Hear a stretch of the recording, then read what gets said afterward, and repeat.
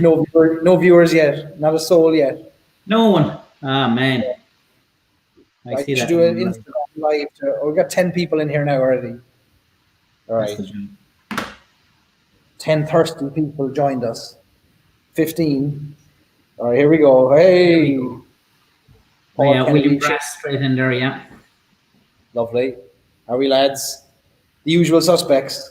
Yeah, I was just about to say the same thing. The usual suspects. That's good, though, lads. That's good. That's good. Oh, look, thanks, Alan. Yeah. Thanks, fair play. There's Mary from Dingle. Hi, Mary. Good to have you. Mary. How are you, girl? Neil. We've got a transatlantic group. What we got now? Hearing the accents again, yeah. Kevin, you're in Germany, I think, is it? Kevin O'Connell.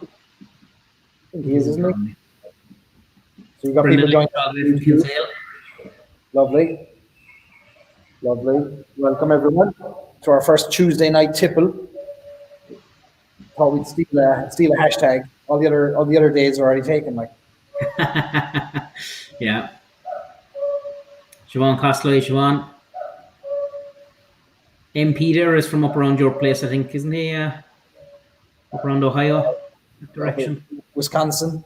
Yeah. Michigan. He'll kill me. Joe Moore from the airport. Joe jumps in every week to give us the latest prices on the shelves in the Loop. I presume duty free is still open in the Loop, even though there's no one coming in and out really. It must be. Here's our German friends joining us. Tina, Gael, good to have you. Welcome. Nice. Alan Cullen there is coming live from hospital. Get well soon, Alan.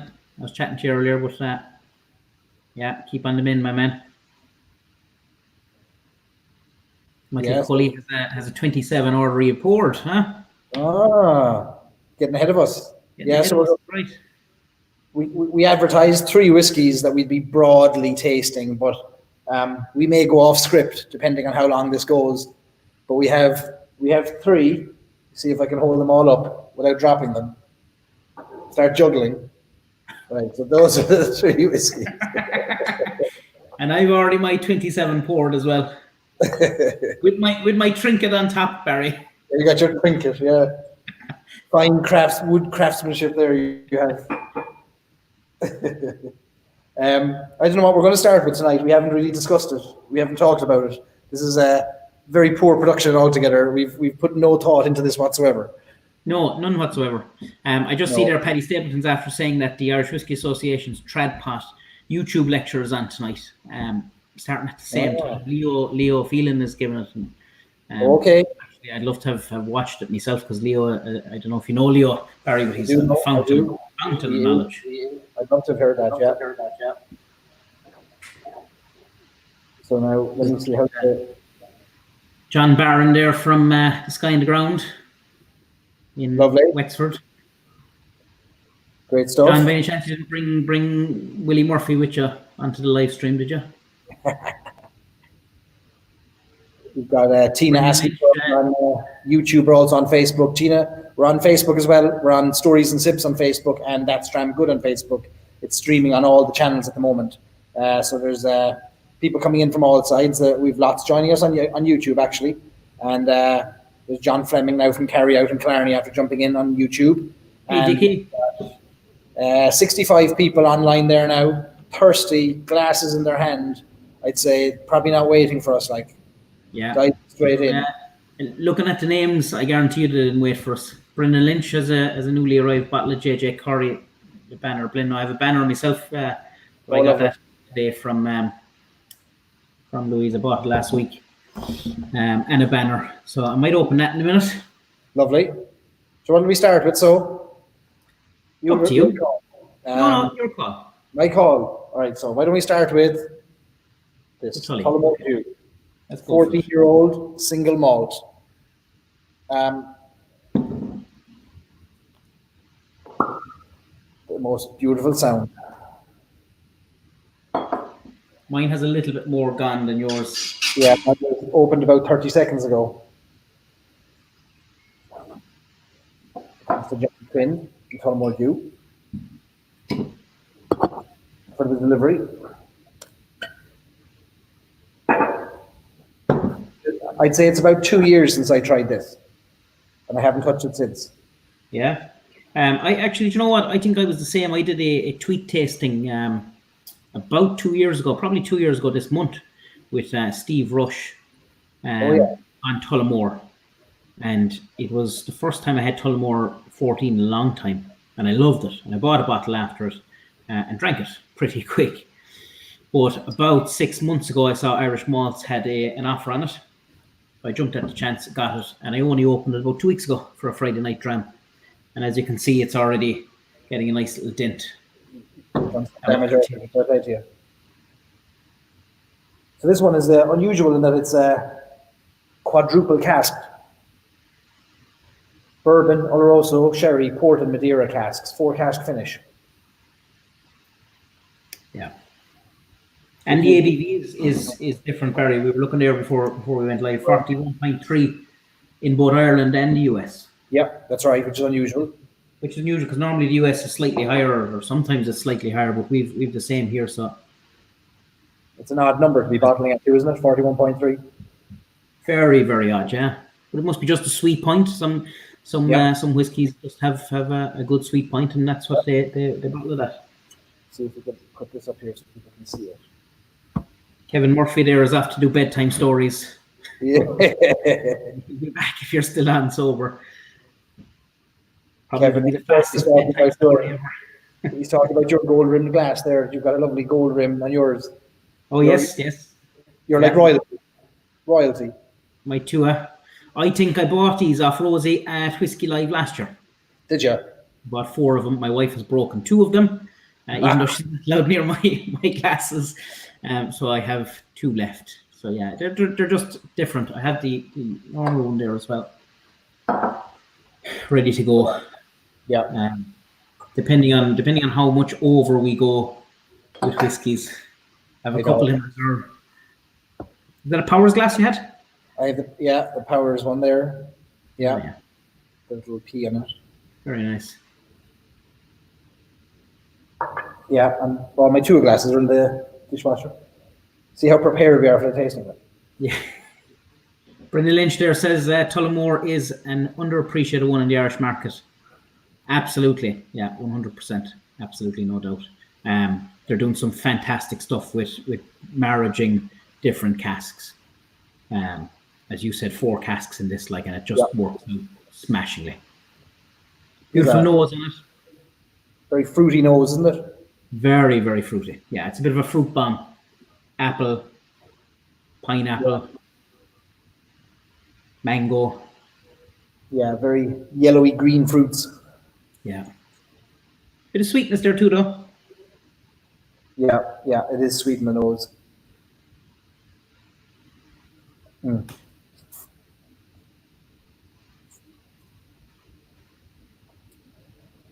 Bit of a bite to it, isn't there? When you first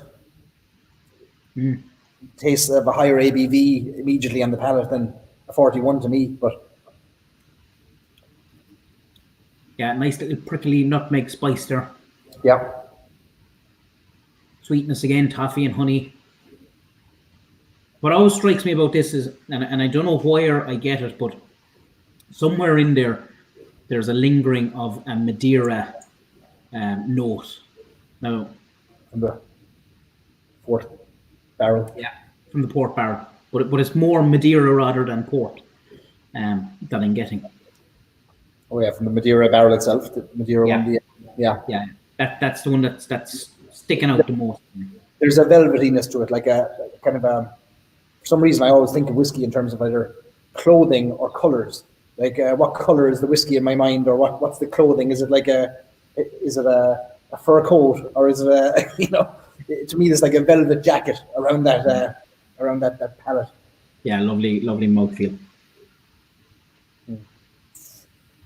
Kevin, you're saying there you haven't had a Tully in a while, but the 14 is a first on your list. Yeah. For me, I think it's a smashing dram in their lineup. There's Ewan joining us from Clonakilty, saying that 14-year-old Tully is a great drop. It is. It's you don't see it as often as maybe you should. It's not overly priced for what it is for a 14-year-old single malt. We love the 21-year-old whenever we have the funds to get hold of the 21-year-old. It's a beautiful drop. Linda's favorite drop if she could ever try it. But the 14-year-old now is it's a different beast. But boy, you can see the direction it's headed. You can see where it's. Oh, those fruits, yeah, on the nose now. The more that's in the glass, those fruits are coming out. Neil said he loves the 12-year-old. Neil Cowan finished a bottle of the 12 last night. I see Ivor Dean is after joining in there. He says we're talking about clothes. The wrong session. We moved on to whiskey. So let's talk about Tullamore. So Tullamore D.E.W and the brand. They're going through big changes and big developments over the last couple of years. Like it was for years. It didn't have its own distillery for 50, 60 years almost. There was no Tullamore Distillery, and now there is a Tullamore Distillery. They've yet to release anything, don't they, from that distillery? Yet to release, but what I found out talking to a certain man during the week or last week is that their own whiskey is now in their blend. Oh, really? They are blending in their own whiskey into it. And we may see one of their own releases in 2021. Okay. So I actually thought they were a little bit further off from releasing anything. Now, obviously, they have aged stock and well-aged stock at this stage, but I thought they'd be holding back a little bit. But no, seemingly next year we'll see a Tullamore. And I'm very excited to see it because they haven't drip-fed anything out. No. I haven't. I'm sure people have. I'm sure loads of people have tasted their new make and some of their aged stock, but I haven't tried any of it. So it's something that I'm really looking forward to. And they're making pot still as well in the new distillery, aren't they? Or are they just making single malt and that I don't know. To be honest, I don't know. I thought somebody mentioned that they're doing single pot in the new distillery. Could be wrong. There's no Tullamore D.E.W single pot that I've ever seen. No, certainly not in the lineup. But that would be interesting if there was. Absolutely. See, Dave O'Connell there is jumping in quickly. He'll be back later. Everyone's between something. It's amazing how busy we've all got despite being at home. There's still so much to do. Like there's no free time even being at home. No. Dave is probably putting kids to bed. It's kind of that time. Vernon there, I see Vernon coming all the way from South Africa. The Jameson 12 at 43%. Nice. I'd say a lot of kids were put to bed early tonight so that the fathers and mothers could pour a glass of whiskey and sit down in a comfortable chair and have an old sip here. Dahi O'Connell is saying that he's working on the blended malt. Do you want to tell us more, Dahi? A few of those popping up lately in Ireland. Yeah.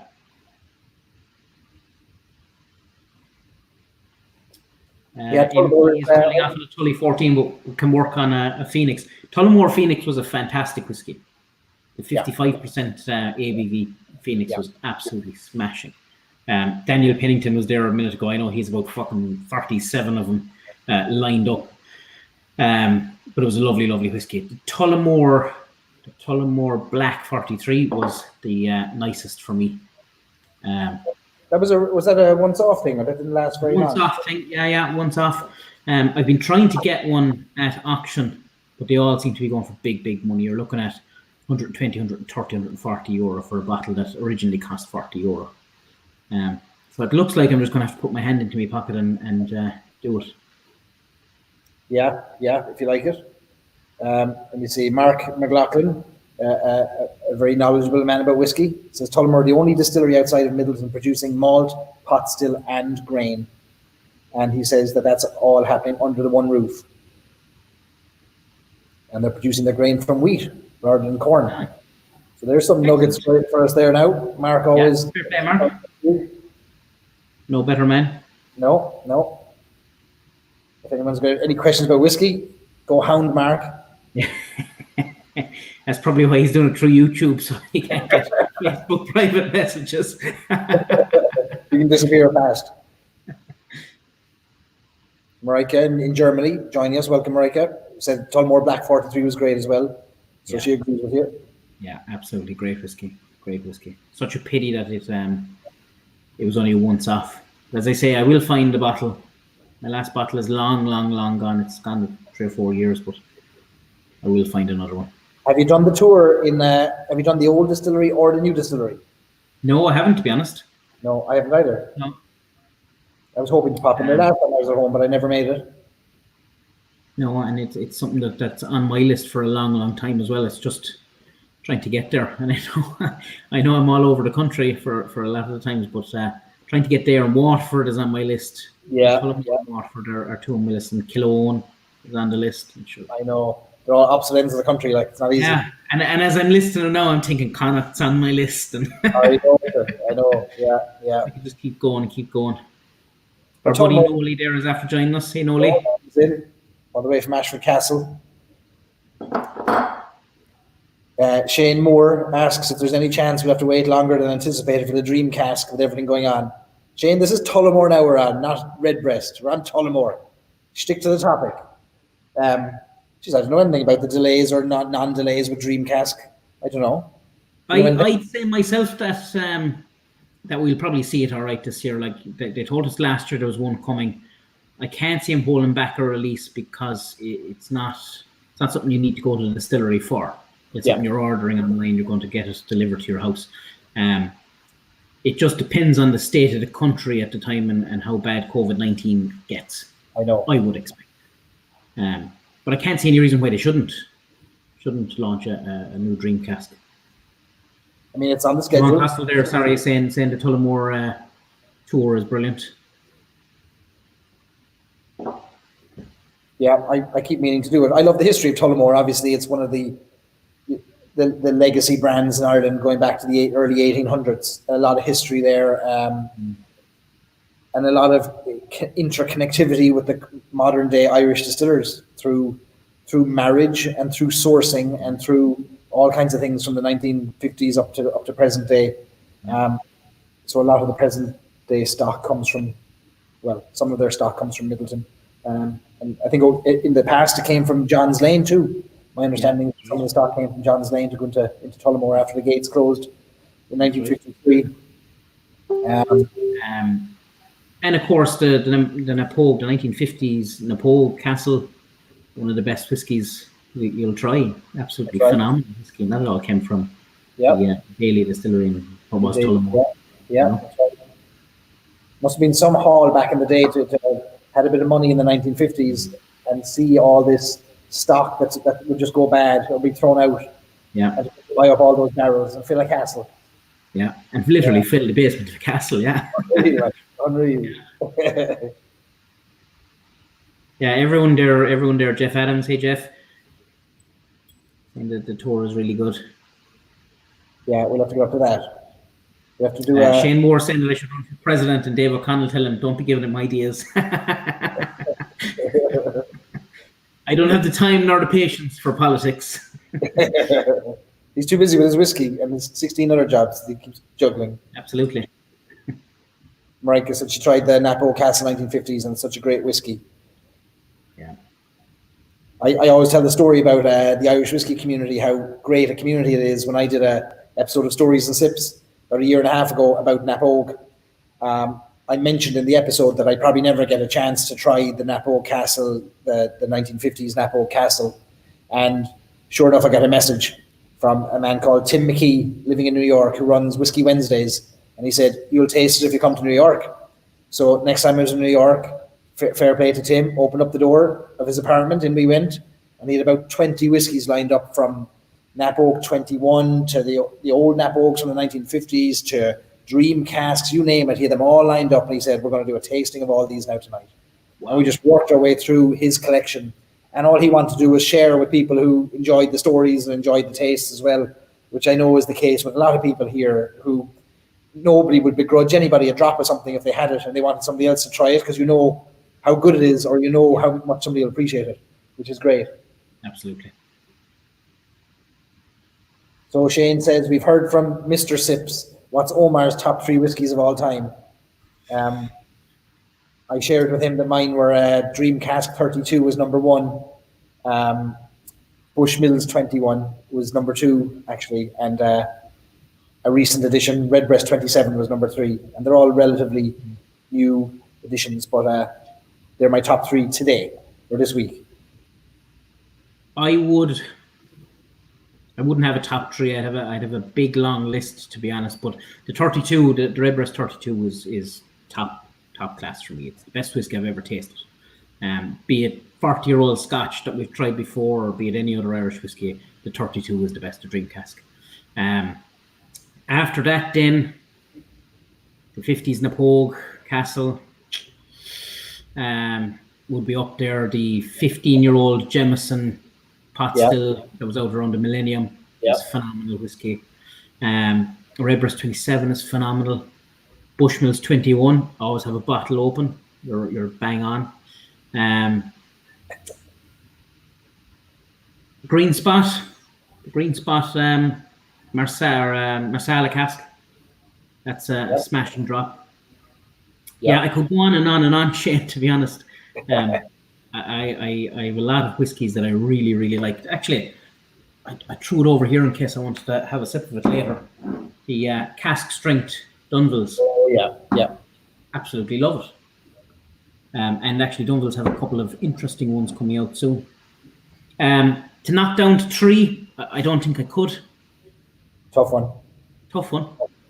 Yeah. Harry Stapleton got a free measure of 1951 Napogue in a restaurant in Kells. Wow. That has now gone out of business, I'd say. Yeah, absolutely. Fantastic. Free measure, Jesus, you can lucky there. Kevin says, funny you say that. I've never tasted a 1950s Napogue either. Oh yeah, here we go. Yeah. Looking to get your free sample too, I suppose.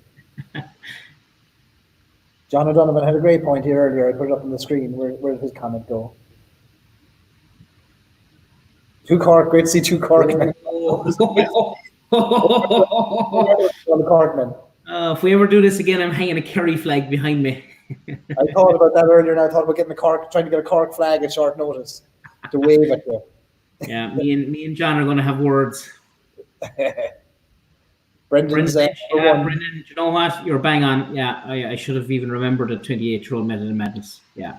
That was some night we had in Middleton tasting those. Yeah. That's some photograph as well, Brendan.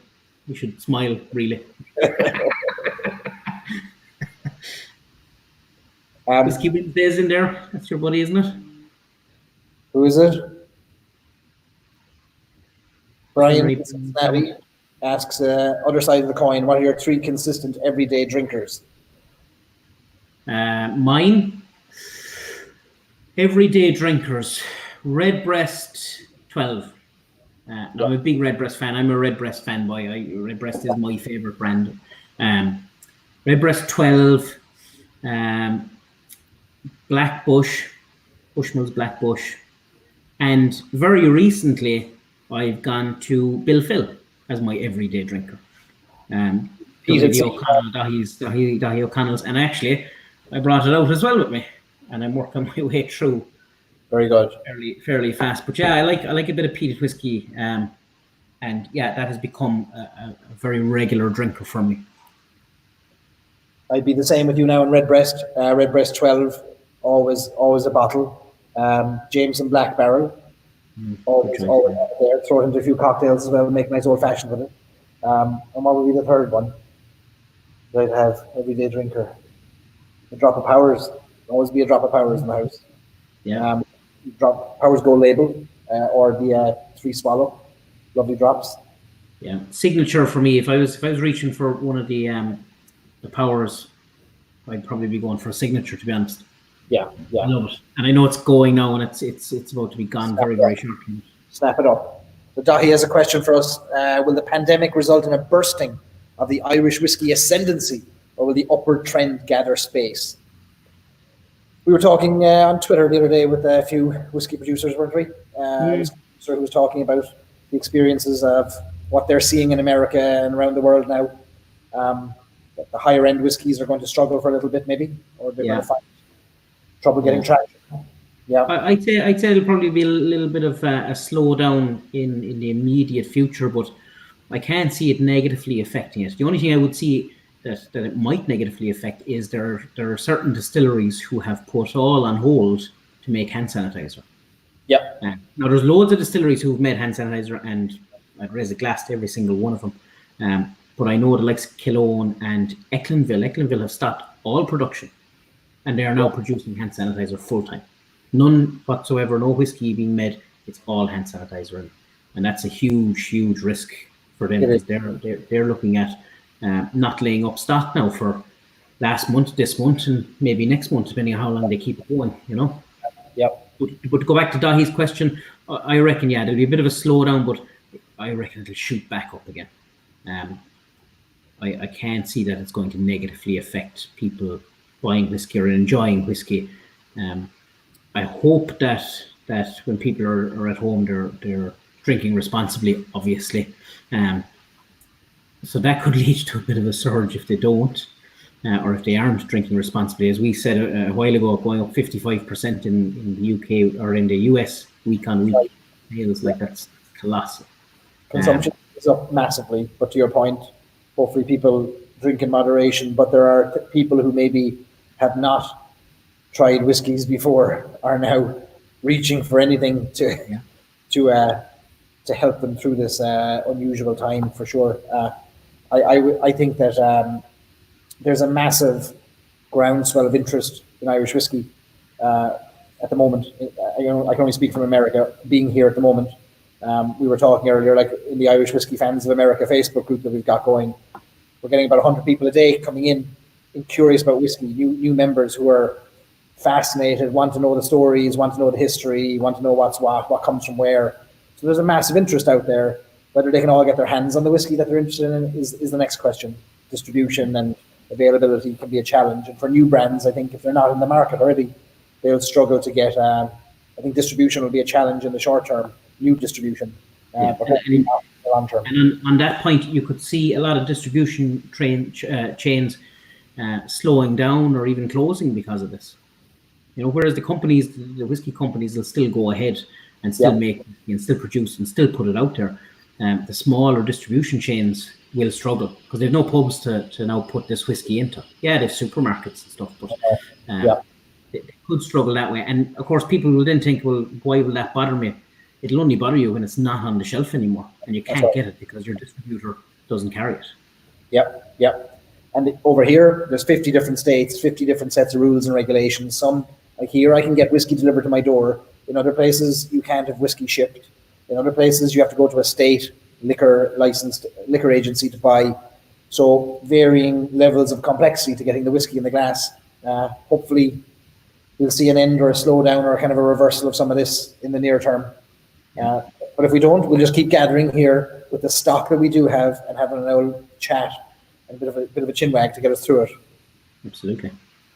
Let me see. Paul Costello there is asking about the worst whiskey you've ever tasted. I can answer that immediately, and it's a Jameson. It was the Jameson 15 brown label. It's absolute bog water. It's terrible. The sulfur, is that all the sulfur in it? It's sulfured. It's poorly made, and every bottle is the same. It's not that we just got a bad bottle. Every bottle is the same. It's so bad that I had tasted it previously, and I have a group of lads that are doing bottle shares. There's 7 of us in the group, and I got him to buy one. And we bought it, and once we had bought it, I then told him, be ready, because we didn't buy a good whiskey. And the whole thing was, well, you have to try bad whiskey to appreciate good whiskey. So we all got 100 mils of it. I still have about 80 mils of it left, and I think everyone else has pretty much the same. It's terrible, terrible stuff. Now that was a Bow Street Jameson, wasn't it? It was. You're almost tasting that though, just to taste something that came out of Bow Street as opposed to history. It's history. Aren't you? Yeah. But that was my worst part to answer your question. I don't know what you think, Barry, but yeah, I always struggle with this question because I don't know that there's a one set of metrics for measuring what's good and what's bad. Like I actually didn't love the Nap Oak 1951 when I tasted it. but then I'd also had about 18 other whiskies before it. So I can't say whether it was good or bad, or it wasn't the worst one, but it didn't blow me away like even an Napa Oak 21-year-old did, which is a much younger and more recent whiskey. Bad whiskey. Well, I had here at St. Patrick's Day, we opened up one of the, I think it was that Jameson. Was it Jameson or a Powers? Oh, it was the Powers, the Italian Powers. Was that a black label Powers? Yes. Which is poison altogether. And you know, you say that, right? And I think it was Matt Healy made the point once, and he's spot on. Those Italian bottles are very hit and miss. Some of them can be quite good. Was either Matt Healy or Chris Hennessy? Sorry, no, maybe it was Chris Hennessy. Some of them are excellent bottles, and then other ones aren't. So it was a shockingly bad batch for consistency, or else it's just shockingly bad at properly sealing it, and it's all becoming oxidized. Yeah. I wouldn't write it off too quick. I think I actually have a sample of the good stuff upstairs, and I'll give it to you when you come back. You can make your mind up then. But it's interesting, we both mentioned old whiskies there that come from silent distilleries, shuttered distilleries, and you had a great point on the live stream one of the weeks about the methods for producing whiskey back then are nothing like they are today. Quality would have been different, consistency would have been hit or miss. Wood management wasn't there. Yeah, wood management, yeah. They were more manual processes for making whiskey, not the computer-driven metrics and approaches we have today, maybe. So it's interesting, neither of us mentioned a modern-day whiskey, although if we were pushed, we probably could. Probably already been mentioned. I know we've got some people on here from my Facebook group in America who are fans of certain whiskies that maybe represented by maybe mixed martial arts fighters. And I always say, look, if you love the whiskey, if you like the whiskey, God bless you and fair play to you. And I always try and follow it up with, but have you ever tried this? Or would you ever be open to trying this as well? I don't think anybody's tastes are wrong, and there's no whiskey that can be universally terrible, is there? I mean, if you like it, you like it. So yeah, I'd like to be more open-minded about that if I could. Yeah, well, like taste is subjective. Like we all know that. I see Brendan Lynch there. Don't mention that fella's water, and I'd be of the same opinion. It's water. But yeah, I think taste is subjective. So what I like doesn't mean everyone else is going to like it. Yeah. Just because I review it well doesn't mean you're going to like it. Or if I review it badly, it doesn't mean you're not going to like it. That's it. The beauty about whiskey, that's the beauty about sitting down for these little chats. We both shared a Tullamore there now, and we both liked it. Yep.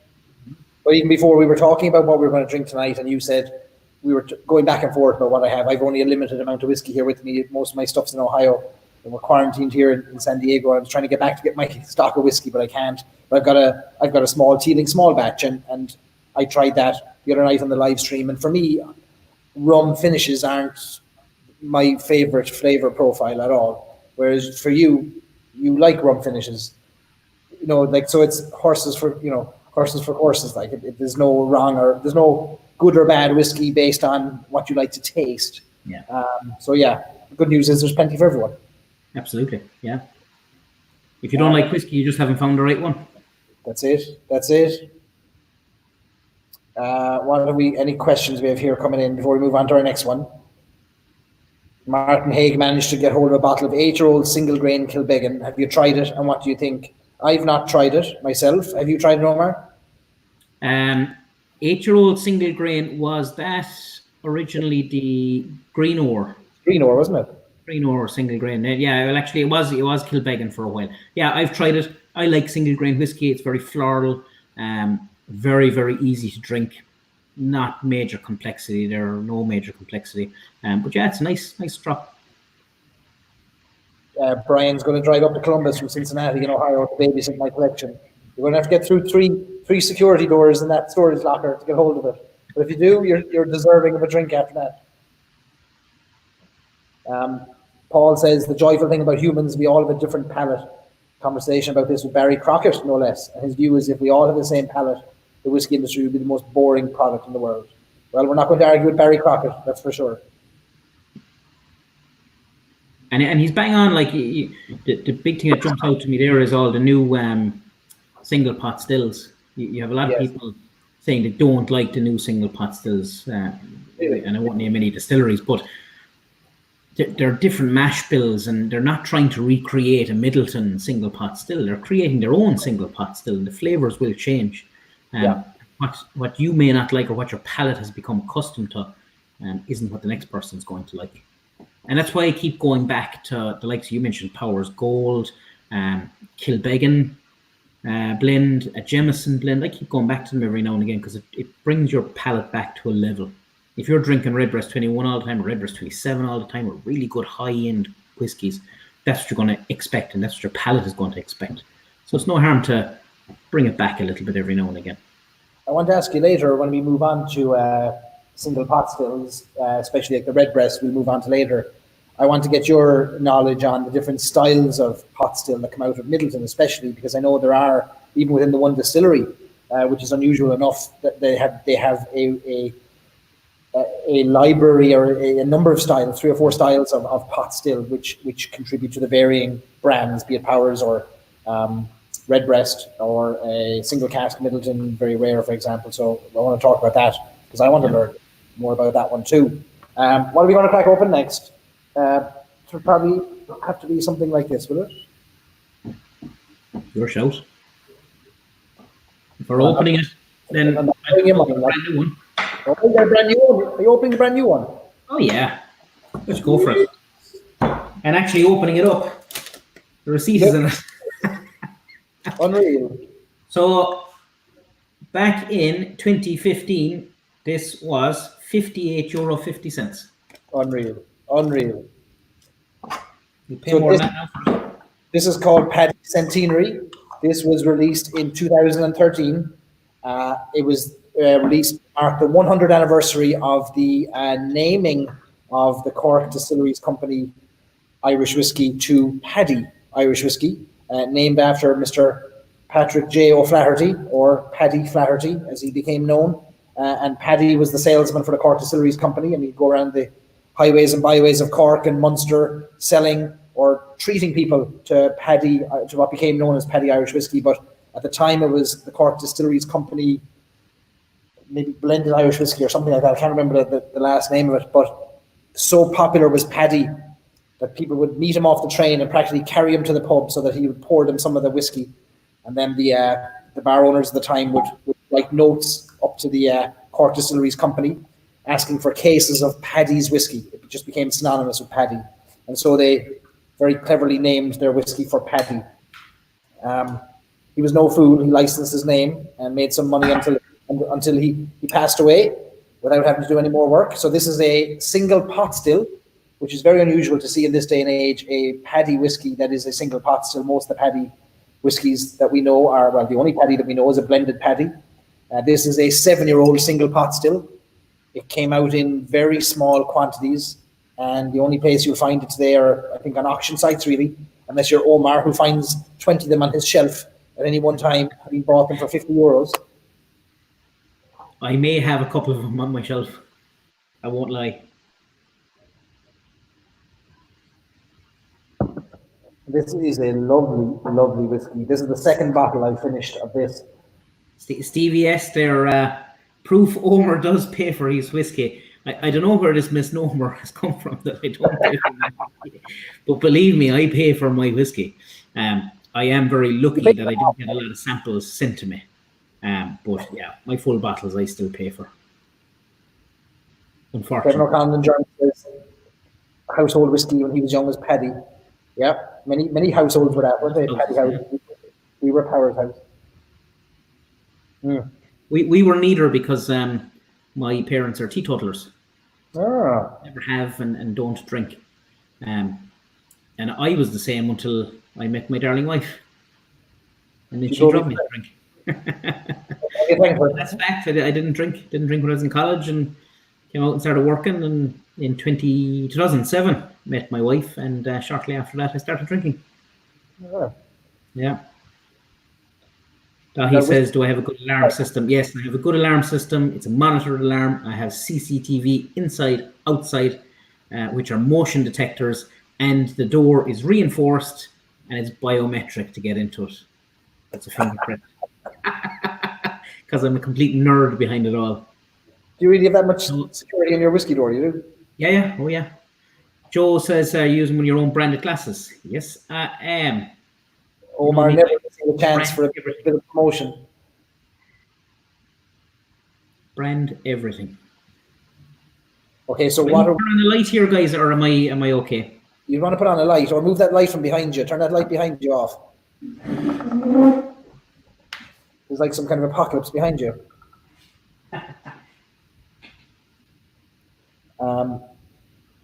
Michael Patrick Meehan says, so your wife drove you to drink. You get in trouble for saying that. Yeah, I've said it several times.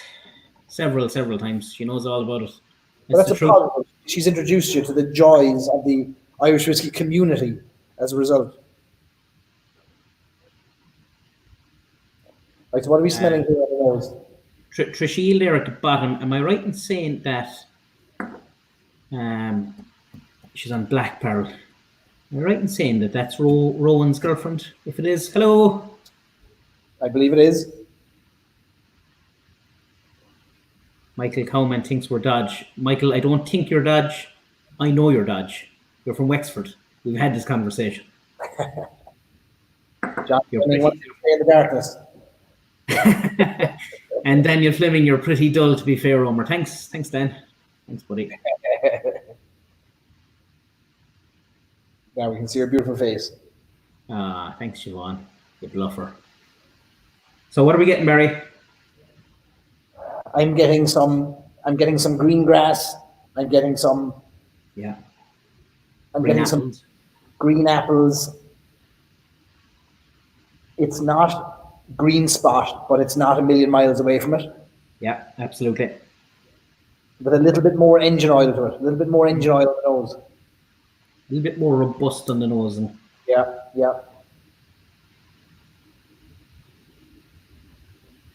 I see my aunt there is after joining in. She's one of my biggest fans, even though she doesn't drink whiskey. She likes and shares all my stuff.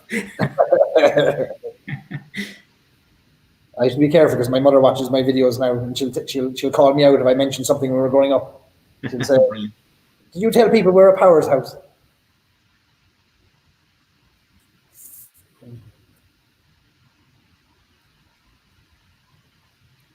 Oh, it's so good. Silky smooth. And I hate using the word smooth, but I always think dairy milk chocolate bar with this. Like I'm chewing on a bit of plain chocolate. Yeah. Loads of vanilla. Very sweet. Loads of green apples again, same as from the nose. Yeah, look, it's a whiskey that I don't think anyone has a bad word to say about anyone that has tried it. No. It's also whiskey that was given to every single employee of IDL at one stage, if memory serves me right, for the centenary. Is that right? Yeah, I think everyone got one, or else everyone in the Middleton Distillery got one. So that's why there isn't as many probably going around. How does it compare? It doesn't. It doesn't. Nothing like it at all. No. It doesn't have that spice. It doesn't have that complexity of a Redbreast 12 at all. Lighter. The fact that there's no heavy sherry influence makes it uncomparable. As you said, Barry, and you got it bang on. Like it is a green spot basically, but a little bit ramped up. What would this have been aging now? Was this just bourbon barrels? Only? I don't think so. No, I think there was sherry casks put in with it, if memory serves me right. But Redbreast will be far more sherry forward. Laurie took the words out of my mouth there. Do we think the Paddy Centenary is as close to a blue spot as we're going to get for a while? If it's not quite a green spot, is it a blue spot?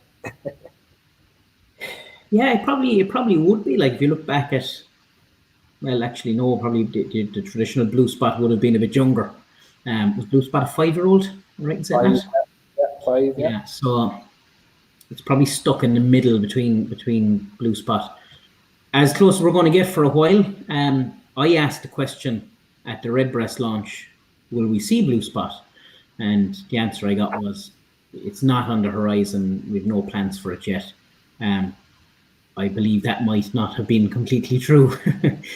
and I believe that it is on the horizon. Now, I have no official confirmation of that whatsoever, high up or low down, and while I would have a lot of inside track and a lot of inside sources, absolutely nobody is saying anything about it. So I might be completely wrong in that, but I just get the feeling that we're going to see another spot very soon. Billy, when I say very soon, I'm talking about 12 to 18 months. But again, I have no insight. Mark McLaughlin is saying Blue Spot was 7 years, so I'm wrong. It wasn't 5, 7 years. I thought it was 5 as well. Billy Lighton was on the live stream on Friday, and he was asked the question directly from somebody else in the stream whether we'd see a blue spot this year, and Billy's response was, "What have you heard?" We can take them that what we will. Yeah. Joe has come in with this is the beauty now of this audience. You all have so much knowledge. Centenary, first fill bourbon and sherry casks. Okay, first fill bourbon. There was a question here I wanted to put up that came in from Steve, who's not a million miles away from me. He's up the road in California, Irish lad in California. Any recent releases that you recommend that surprised you both? Omar, you pulled one off your shelf there in front of you, the cask strength Dunvilles, I think. Was that a surprise? Cask strength Dunville. Well, it wasn't really a surprise because I was kind of involved in getting it out there, in that I tried it, spoke with Jarlath, told them they were mad not to release it, and we did a bit of a tasting on Twitter, which nearly broke the internet, got it trending in Ireland, and then they released it. But it's all sold out now, although there could be a second cask on the way at some stage. That's a tremendous whiskey. A surprise for me was the Bill Phil. You mentioned it already tonight.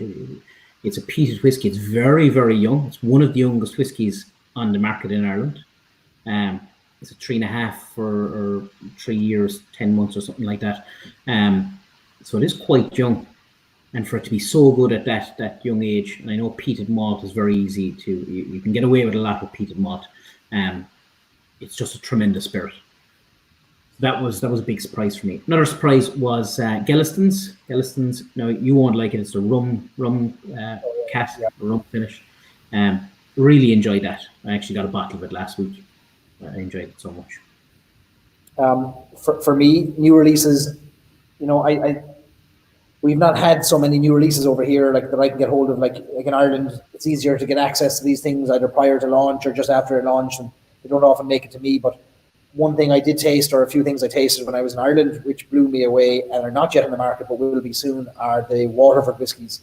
And I have actually 3 bottles here, sample bottles here in California with me that I'll crack open later in the month. They blew me away because of their youth, but yet their complexity and their flavour. 3-4-year-old whiskey that blew my mind for flavour, that was not the distillate forward I expected for such a young whiskey, but had a lot of contribution from unsurprisingly expensive wood casks and a very good out of the gate wood management program that they're using. So that to me is very exciting. I'm screaming Waterford from the rooftops wherever I go because of their approach. So that would be the most exciting thing to me at the moment that I've tried. Now there's so much that I haven't tried, which is just an excuse to try more, I suppose. Yeah. Like you, I've tried the Waterford. In fairness, Ned and Mark, their PR guy, sent me a little sample pack of both Lume and the age stuff, and it's phenomenal stuff. And whether you get into this thing about terroir and whether you believe it or not, I do. I have a bit of an engineering background, and I look at science really, and to me it suggests terroir is there, and why wouldn't it be there? We have a microclimate in Ireland. Why wouldn't different fields give you different varieties and different flavors? But apart from terroir, the way they're doing everything, the way they're distilling, and their wood management, when you add all that together, whether you believe terroir or not, it produces fantastic whiskey out the other end. 100%. There's no more expensive approach to whiskey production happening in Ireland at the moment than in Waterford. They're going to extra lengths at every step, unnecessarily, but because they have beliefs. And whether you agree or don't agree with some of the beliefs, it's hard to knock a man for having very strongly held beliefs and then putting the money behind it and saying, no, I believe in this. You're either with me or you're not. And I think we need to see more of that. And I think we will. When you start seeing the results like you've tasted and I've tasted, you start believing it very, very quick. You really do. Yeah, you really do.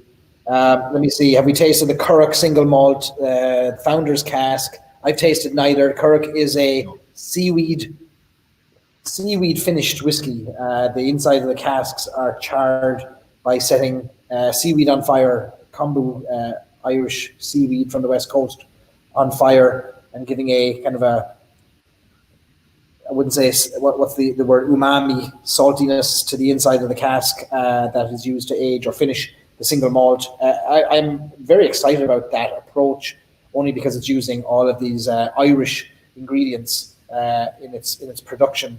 Irish barley, Irish seaweed, Irish, probably not Irish wood, but it's there's a lot of lads in West Cork producing that. I think that's an interesting one. Not tried it though. No, I haven't tried it either. They did a bit of a tweet tasting 2 weeks ago there with Dave O'Connell, and it seemed to go down quite well. There was some good reviews came back out of it, but I haven't tried it. Steve says, it sounds like I'm signing myself up to send him a little drop of that Waterford. Well, I know that you have, from your pictures you've posted, some great Redbreasts, so I'd say we might be able to do a little bit of a tasting once these the 2 meter rule is no longer enforced, or we'll just slide bottles across the road at each other and do an exchange at some point. Let me see, Paul, not Paul, somebody had a question about this Paddy Centenary. Is it full Middleton? It is, to my knowledge, isn't it? A single pot still from Middleton? When he says full Middleton, I presume, is it all come from Middleton? Yeah, absolutely, yeah. There's nowhere else. It's only single. There was, at the time, there was nobody else making single pot still. Yeah, that's right. Yeah. So Laurie, with a little plug for his podcast there in his name, fair play to you, Laurie. You had the privilege to try 7 Waterford new makes side by side with Ned, the head distiller. Yeah, they do taste miles apart. I agree with you. Yeah. And go listen to Laurie's podcast, Whiskey Chats, on Spotify. He's got some great interviews. I enjoyed his interview with Ger Buckley, the Cooper in Middleton. And you've got one there with Carol Quinn I have to listen to as well. And Joe Moore confirms, yep, all Middleton, 100%. Trishil, is it Trishil or Trishil? I'm sorry now, Trish. I'm going to call you Trish because I can't pronounce your name. I'm sorry. What do you guys think about Hyde? I tried a few and I wasn't a big fan. Yeah, Hyde's a funny creature. I have 1 or 2 of them here, and when I opened them first, I wasn't a big fan, to be honest with you. Wasn't a big fan, didn't review it. So I generally don't review whiskies that I don't like. Put it into a press, brought it back out after about 6-7 months. That was a sherry matured whiskey, and it oxidized quite well.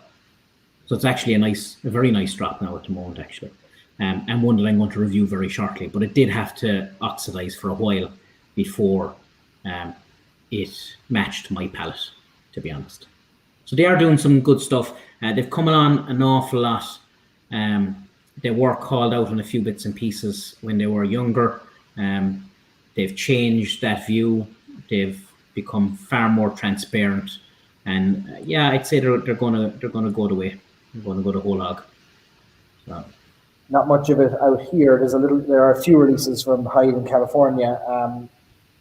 I think they have a great opportunity. I don't know, maybe historically have they told the best story of the brand, and I think that might have maybe changed perceptions of the whiskey that's inside the bottle, which comes from great distilleries.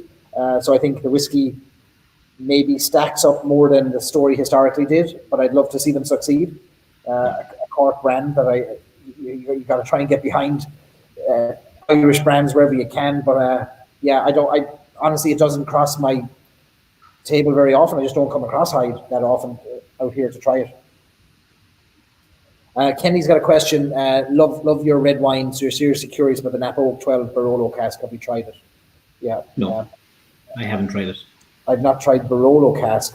I've tried the Shadow Pichon. That's a different one. Yeah, that was the. Did I give you a sample of that? I think that was from you, was it? Yeah, I had that. Yeah. That's right. Yeah, that's a fantastic whiskey, smashing whiskey. That's a red wine cask finish, but I haven't tried that one, Kenny. To be honest. Here's a great. Napogue done good things though. I don't think I've had a bad whiskey from Napogue in the last couple of years, especially their cask finishes. Really, really good. Okay, big comment on the screen here, worth reading. Dahi says his great-grandfather, William Roach, had a farm in Mahon, in Cork, across from his neighbour, Mr. Murphy, who was the master distiller for Paddy whiskey. He used to get a bottle every month from Mr. Murphy as a neighbourly present, free supply. His cellar was full to overflowing. That was in the 1920s and 30s. And then the Black and Tans raided the house with some British Army officers, owing to reports of IRA activity on the land. Bill Roach greeted the officers and plied them with paddy around a table. And it's cut off there. But that's an incredible story there. Brilliant, yeah, great altogether. All right, so how's that paddy going down? It's open now a little bit. Yeah, excellent. Even more. As I say, I don't think anyone's ever had a bad word about it. And the story behind Paddy Flaherty is fantastic. And last time you were over, we visited the grave. The grave is still there. It's just, he was a fantastic character by all accounts. Absolutely, fantastic character. To such an extent, I don't know if you remember, we were told that day that when he retired, the company kept paying him. That's right. He actually never went on to a pension. He still kept his full wages when he retired, and he never told his wife, which is absolutely brilliant. And you remember when we were up in the cemetery, we learned that he's buried across from Father Matthew, the temperance priest, the man who at the same time or a little bit earlier was going around the country trying to get people off the demon drink and the ill effects of drink. And Paddy is now buried across from him. And I'm basically right across from him. I'm encouraged by the thoughts of Paddy in the middle of the night shaking a bottle of whiskey at Father Matthew and Father Matthew taking a crucifix back from him. It only happened in Cork. Only happened in Cork. You wouldn't find that in Kerry. You wouldn't. You find other crazy things in Kerry though. Paul asks, where's his grave? His grave is in, was it St. Finbarrs, is it? Not St. Finbarrs. Yeah. It's it was up behind Irish Independent Park, wasn't it? Musgrave Park. Yeah. Under the floodlights of the park. Yeah. Turner's Cross, that's it, Paul. Yeah, Turner's Cross. Yeah. I think it's St. Finbarrs Cemetery, I believe. Go to Stories and Sips, little plug there to YouTube. You'll find a little video of me at the grave, giving a little toast, opening up a small little miniature of Paddy at his grave, while the caretaker spied at me from about 3 graves over. That's right. Turner's Cross is right, yeah. This is a lovely drop. It'd be amazing if we could find this at €58 today, wouldn't it? Yeah, you paid 3 times that now. But a very easy to drink whiskey. Aidan McGovern there says St. Finbarrs. So you're right, Barry. Well, St. Finbarrs. St. Finbarrs it is. That earlier comment from Dahi about the distiller, master distiller for Paddy whiskey, his name is Mr. Murphy. But sure enough, there on the label. Oh yeah. There's the name, James Murphy, Cork Distilleries Company. How about that? And for those American friends who aren't used to the story of the Cork Distilleries Company, the Cork Distilleries Company was itself an amalgamation of a number of distilleries in the Cork region. And then the Cork Distilleries Company was one of the 3 distillery companies that merged together with Powers and Jameson to form Irish Distillers in 1966, which today has its distillation, all of its headquarters and its distillation happening in Middleton in County Cork, moved from Dublin and from other parts of Cork. Siobhan Costello there has wrote in about Paddy's wages. He retired in 1921 and they paid his full wage up until the day he passed in 1928. Fair play, Siobhan. Yeah. How do we get a job like that? I thought you had a job like that. I wish I did. What time is it? What time is it in California again? It's 1 o'clock in the afternoon. I'm taking the day off for the good of the Irish whiskey industry. Sláinte. Shane, that's a lovely comment there. You drank a bottle of Paddy Centenary at your dad's funeral 2 months ago. It made everything more bearable. Fair play. Yeah, a nice part of the glass there for him. Lovely. Okay. Shane. And Brian there clearly knows about Kerry, yet says that only good things come from Cork. No doubt about it. Were there any old Kerry distilleries I've not heard of Kerry having an official distilling history apart from the old pot stills out the back garden. Like. No, there probably was. Now I know I asked Charlie Roach before this. I don't know if you know Charlie. Charlie's a fountain of history knowledge. I only asked him for North Kerry, so I'm from North Kerry, and I asked him about the Stole, Ballylongford, Ballybunion, up that kind of direction, and he said no, there was never one up in my locality. So whether there was one in Tralee, maybe possibly, but I don't know is the answer, Barry, to be honest. I doubt it. So nothing registered with the revenue, but probably 300 unregistered distilleries. Oh, absolutely, and probably still 300. Yeah. Sure, every caddy on the golf course down there in Ballybunion has a small drop of something clear for the Americans coming over. Like, wherever that's coming from. Yeah, I caddied once actually. I was a caddy at one stage in Ballybunion in the golf club. No way. That's when I was a young fella. Yeah. Is that right? Yeah, and a member in Ballybunion. Play a bit of golf every now and again. Is that right? Yeah. Never took the golf. Chris there is after asking about Pappy Van Winkle's Family Reserve. Yeah, I've tried it. I was very, very lucky to organise a taste with George Roberts from High Spirits, who are basically the Sazerac company here in Ireland. George did a charity tasting that we ran back in October, I think, in the Palace Bar, and Pappy Van Winkle was on it, and there was a few more Weller and a few more Stag, and yeah, I tried it. It didn't win the day for me, but I'm not a big bourbon fan, to be honest with you. It is a very nice whiskey. Would I buy it at retail price? Yeah, I would. Would I pay the premiums that people are paying for it? Absolutely not. Yeah. But then again, I guarantee you there's people in America who wouldn't pay the premiums I'd pay for an Irish whiskey. That's right. So it swings and roundabouts. And again, the way palates. I tried the 23-year-old. I'd had similar thoughts. I enjoyed it. I liked it. I actually preferred it to many of the other bourbons I've tried. But I think that's because it's to the best of my knowledge, and I'm always open to being called out on my lack of bourbon knowledge. But it's a wheated bourbon as opposed to corn. Could be corrected on that. But anyway, I enjoy the flavour more than I do other bourbons. We do have a great tidbit here from Kerry. Greetings from Tralee. Newell and Grant's distillery existed between 1825 and 1846 in Ballymullen and Tralee. Now. Excellent. Yeah, and that's why I said Tralee. Like Tralee would have been the hub at the time. Like you have Killarney obviously, but Tralee is the epicenter of commerce in Kerry, or at least was at one stage. So yeah, Tralee would have been the natural pick. So thanks for that, Garrett. If you have any other information on that, or any links or anything, if you wouldn't mind sending them on to me, I'd appreciate it. Martin wants to know who has the cuckoo clock. That must be in your place. There's no cuckoo clock in my house. Yeah. I'll send you a photograph later, Martin. You don't miss much by. Yeah. I thought there was some kind of echo going on between our computers. Like it's a cuckoo clock. Yeah. There's a drop of Paddy come out on the every hour instead of a bird. There's a little drop a Redbreast, a little Redbreast miniature. Mark Bergen's after tuning in there. Mark, good to see you, man. See you, Mark. Hopefully we'll see you in person at some point soon. That's lovely now that Paddy all together. Yeah, if you do see this on shelves in Ireland, which you might do because when the bars open again, I've seen many pubs who would have bought this at retail price back in 2013.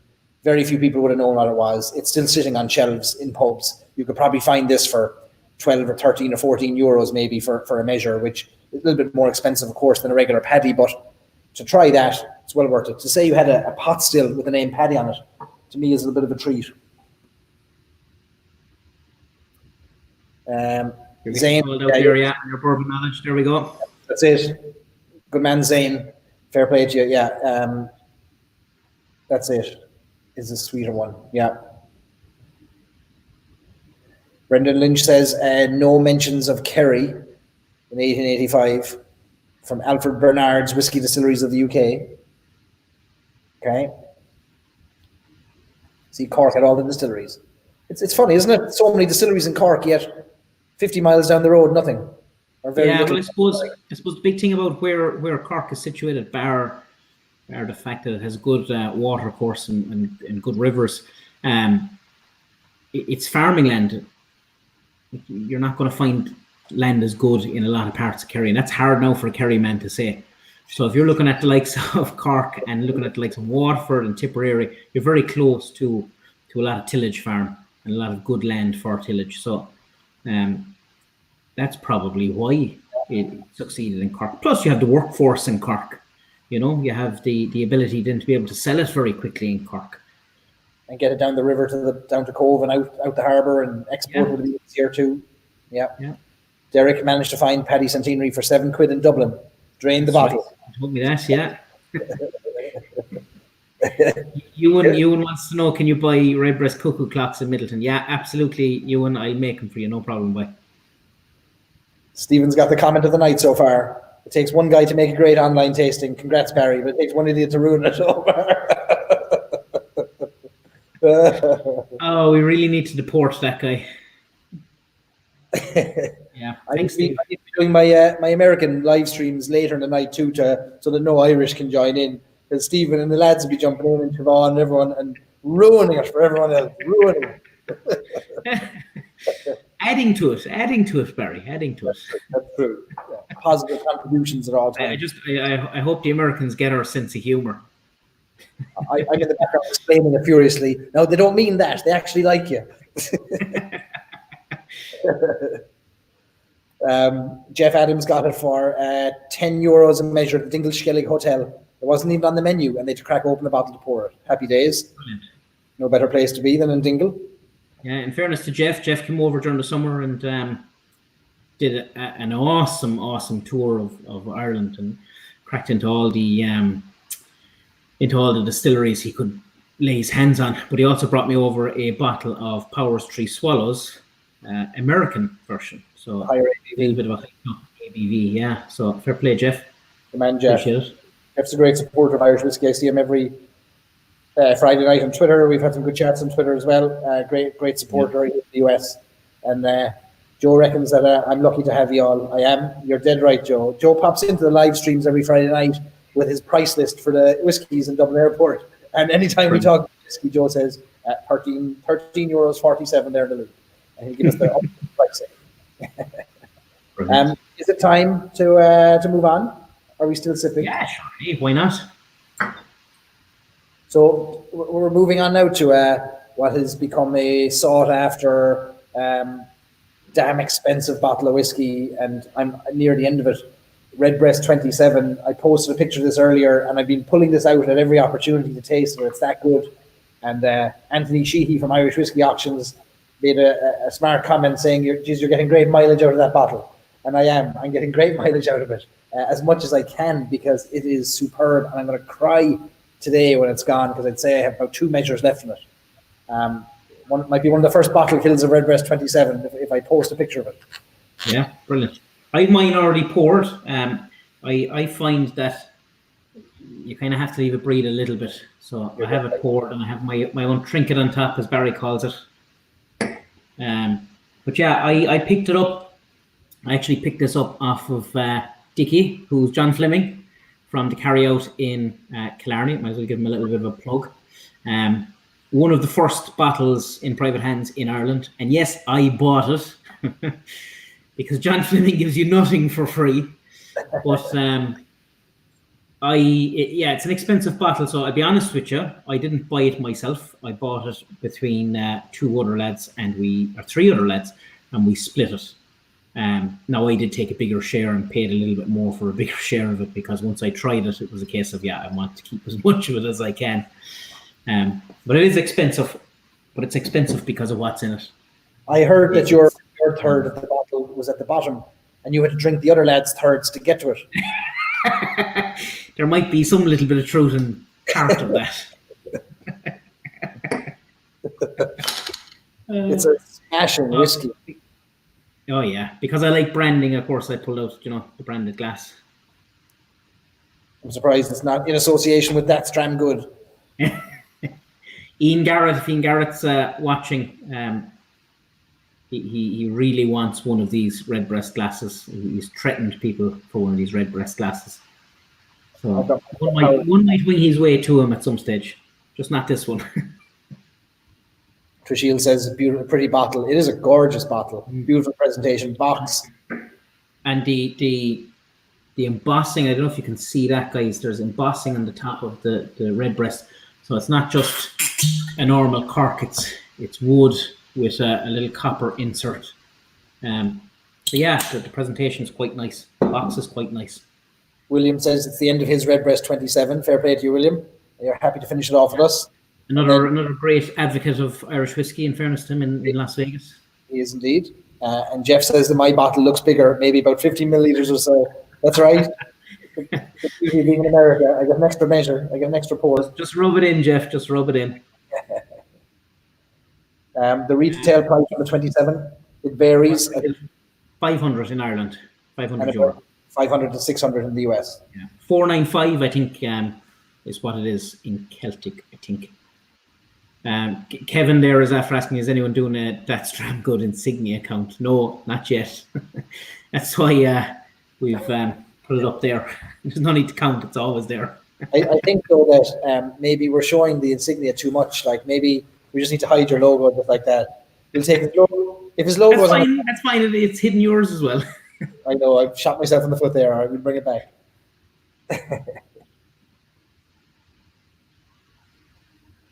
So yeah, look, I haven't reviewed this yet. I actually haven't done a lot of reviews in the last while. Even though I am writing away in the background, I haven't published many reviews simply because work has been just too busy. I have two jobs. The second job kicks off in November every year, and this year it was tremendously busy and has been busy, and it's busy up to March. That job finished pretty much, and then COVID-19 kicked in. So I'm going to try and get around to a couple of reviews next week, and this is going to be one of them. It's absolutely phenomenal. Yeah, it's like you could nose this. You could nose this all night. You could. I laughed out loud the first time I tasted it. Just kind of an unconscious laugh, and just couldn't believe that was the taste I was getting. How is that possible? A happy giggle. It happens now and again. Yeah. Like a happy Buddha I was. So I get very, very sweet fruits, very slight spice in the nose, vanilla, toffee, red apples. There's loads going on there. Every time you go back there, you might get something else. Talking about the other night about how there's an unmistakable Redbreast profile, despite this being a Redbreast that is matured in a different way than historically has been, with the addition of the port, the ruby port pipes. But it is the sweetness, there's a chewy red ripe plum fruit on the nose that carries through to the palate on this. That is just something you could sit for days and just sip it slowly. Mm.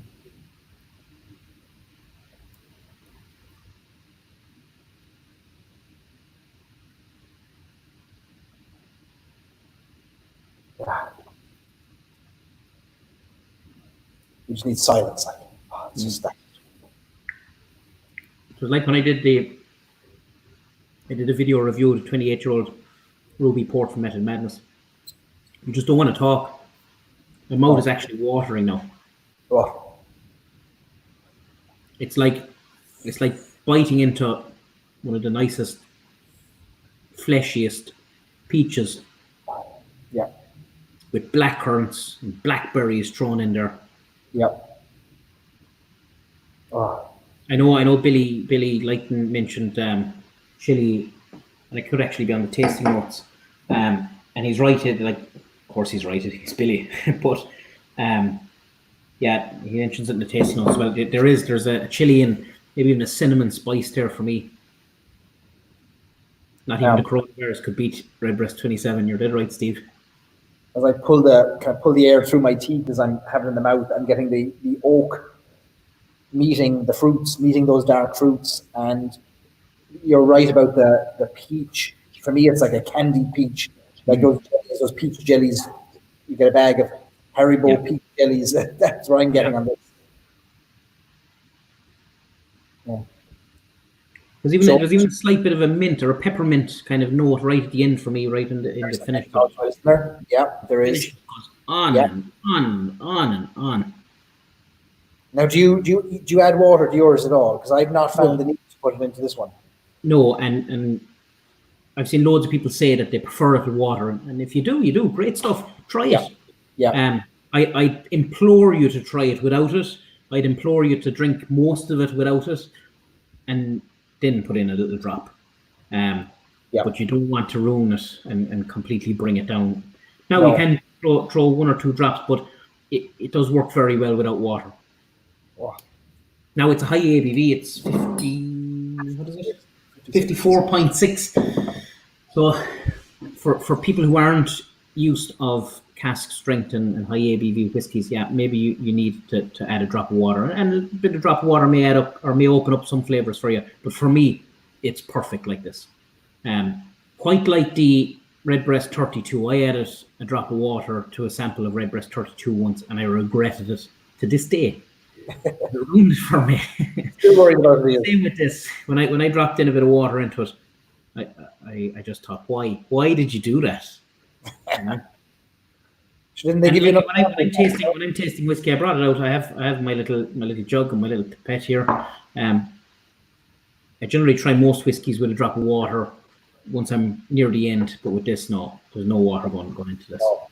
And I find it unnecessary to put water in a Middleton cask strength whiskey for some reason. I've never found the need to water it down or to add water, but I know that on Laurie's podcast we talked to Ger Buckley. Ger Buckley, the cooper, talks about how he adds water to his whiskey, where he just dips 2 fingers into a glass of water and then drops the fingers over his whiskey. Yeah, and that's his addition of water. Yeah. I do know the black barrel cask strength. I add a couple of drops to that, but only a couple of drops, nothing major. A mill maybe, or 2 mils. Someone asked there. Sorry, I know you're not putting up one there, but someone asked a second ago about leaving it sit for a while. Does it make? How does it change? For me, Dahi Walsh there asked it. What difference does leaving it sit for a while make to the flavors? How does it change? So Dahi, for me, it opens up the whiskey a bit more. It gives it a little bit more complexity. Lets the flavors come out a little bit more. Yeah. To be honest with you, if I didn't leave it sit in the glass, I may have then added a bit of water to do that for me. By letting air into it and let it oxidize and letting the flavors and the ethanol come out a little bit. Yeah. It makes it easier for me to drink and enhances a lot of the flavors. Changes massively over about half an hour. I know you've let yours sit. I wasn't smart enough to do it tonight, but I've done it in the past where I just let the Redbreast 27 sit there for a half hour, completely different whiskey after a half hour. Completely, yeah. Andy's got a question. Is there a whiskey at the price, a high price we thought wasn't great, and vice versa, a whiskey at the low price that we were amazed at? High price whiskey that wasn't great.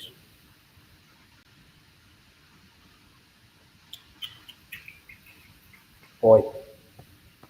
Yeah, well, you see, my problem is I don't generally buy high priced whiskies, and if I do, it's probably as an investment and not to drink. I don't want to knock down the Scotch in any way, but I've tried a couple of old Scotches that cost quite a lot of money, and I didn't really fancy them.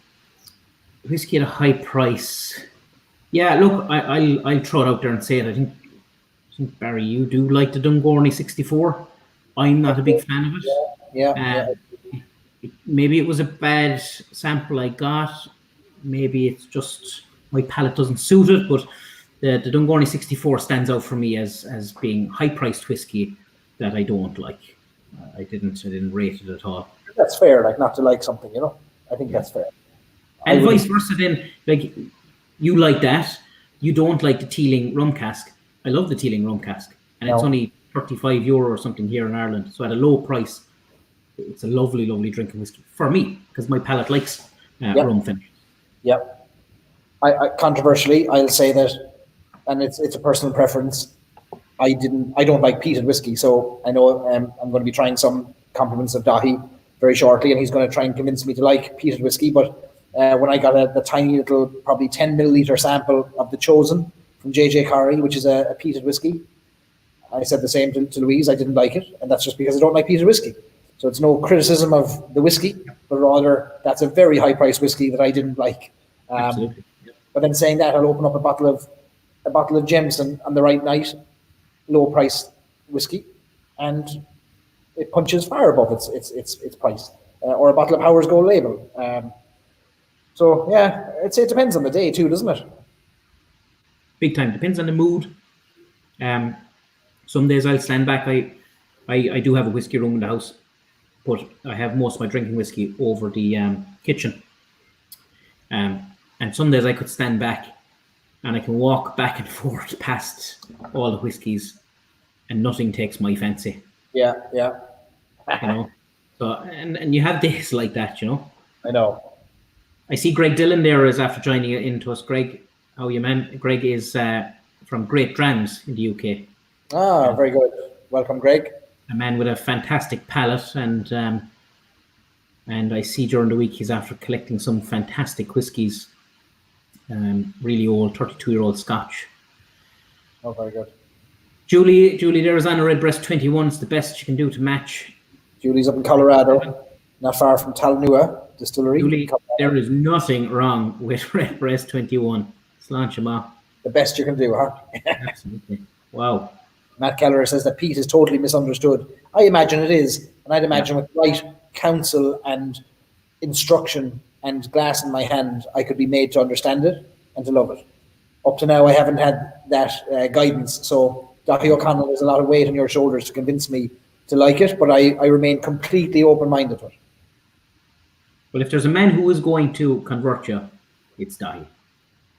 Like he has put out some fantastic whiskey, and I know it comes from Great Northern. That's no secret. It's all very transparent with what Dahi is doing, but it's absolutely fantastic. I think actually Celtic put out a peated as well from Great Northern. I think someone mentioned it here on the slide. Jeff Adams actually mentioned it. I think they put out a peated Great Northern recently for their Celtic cask series, and that's supposed to be absolutely divine as well. But you can, we'll get you converted over, Barry, to peat. Did you like peat whiskey when you first tried it? You mentioned like only after meeting your wife you started into whiskies. Where was the peated whiskey in that journey? When did it come along? The peated whiskey came when myself and a guy called Mike Thompson, the guy who got me into whiskey, went up to the Dublin Bar Academy several years ago, and we did a whiskey tasting. And on that whiskey tasting was Bowmore 12. And it was my first introduction to peated whiskey, and I absolutely loved it. He hated it. He's from Roscommon. He's from the middle of a bog. I think his father worked for Bord na Móna. Peat is not his thing. He has no interest in it. So he didn't like it. I loved it. And from there on, I liked peat. So I have quite a lot of peat. I have a couple of Octomores upstairs, which would surprise people. 208 ppms versus your Connemara 22 ppms or whatever it is. So serious peat. But the likes of W.D. O'Connell's, the likes of Hinch are doing a peated malt, which is absolutely beautiful. Jamie on the line there. Jamie says his is there he is. Great Northern also. Yeah, there we go. Come on, Jamie. Speak of an ass and he shall pass, eh, Jamie? There's good things coming. There's good things coming with peat in Ireland. A lot of people shy away from it because they think it's Scotch, and we have a history of peated whiskey here in Ireland, so why not embrace it? Trish there saying Bowmore 12 is absolutely beautiful. Yeah, it is. I wonder would Phil from Causeway Coast agree with that? He's not a big fan. No, he's not. If I've tried adding a few drops of Lefroy or similar to one of my favorite whiskies, no, because I like to keep my whiskey enjoyable, and that's why I've not brought Lefroy or anything like that near my whiskies. I'm not mad. I wouldn't buy a bottle of Lefroy now just to torture myself. But if somebody handed me a few milliliters, so I'd give it a shot. And if I didn't drink it, Mrs. Stories and Sips would down it happily. She loves a good peated whiskey. That's right. Yeah, I forgot Melinda likes peat. Yeah, she does. Yeah. She's the one knocking back that small measure of the chosen that we got. And Connemara, big fan of Connemara. So Joe says that he wasn't mad at the Peated whiskey until the team went over to Scotland to visit the distillers there. Yeah, I bet that's a huge factor. The right environment, the right information, your mind is open. That's all I'm waiting for. You know, we don't have a recent history of that in Ireland, so there's been very few people to talk about it, or very little knowledge being shared about it from an Irish perspective. But I think the likes of, to Omar's point of Dahi and the likes, and Hinch and others, and Great Northern with their peated whiskies, yeah, I think that'll change. Could change my opinion. I won't promise, but we'll have an open mind. Dave O'Connell, why do you have 100 Easter eggs in your boot?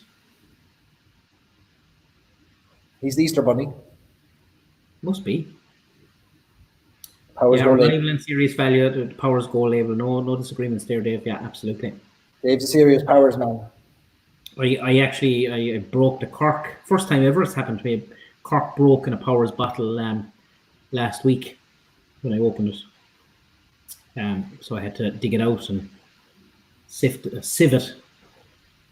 Nothing worse. Matty wants to know if we've had the 21 or 26-year-old Teeling very slightly peated. Yeah, I've had the 26, and even that slight peating is enough for me to push the glass away, sadly, which I know people will be upset about, but yeah, not for me yet. We'll hold you down, Barry, when you come back and pour it into you. Don't worry, you'll like it eventually. And they say romance is dead.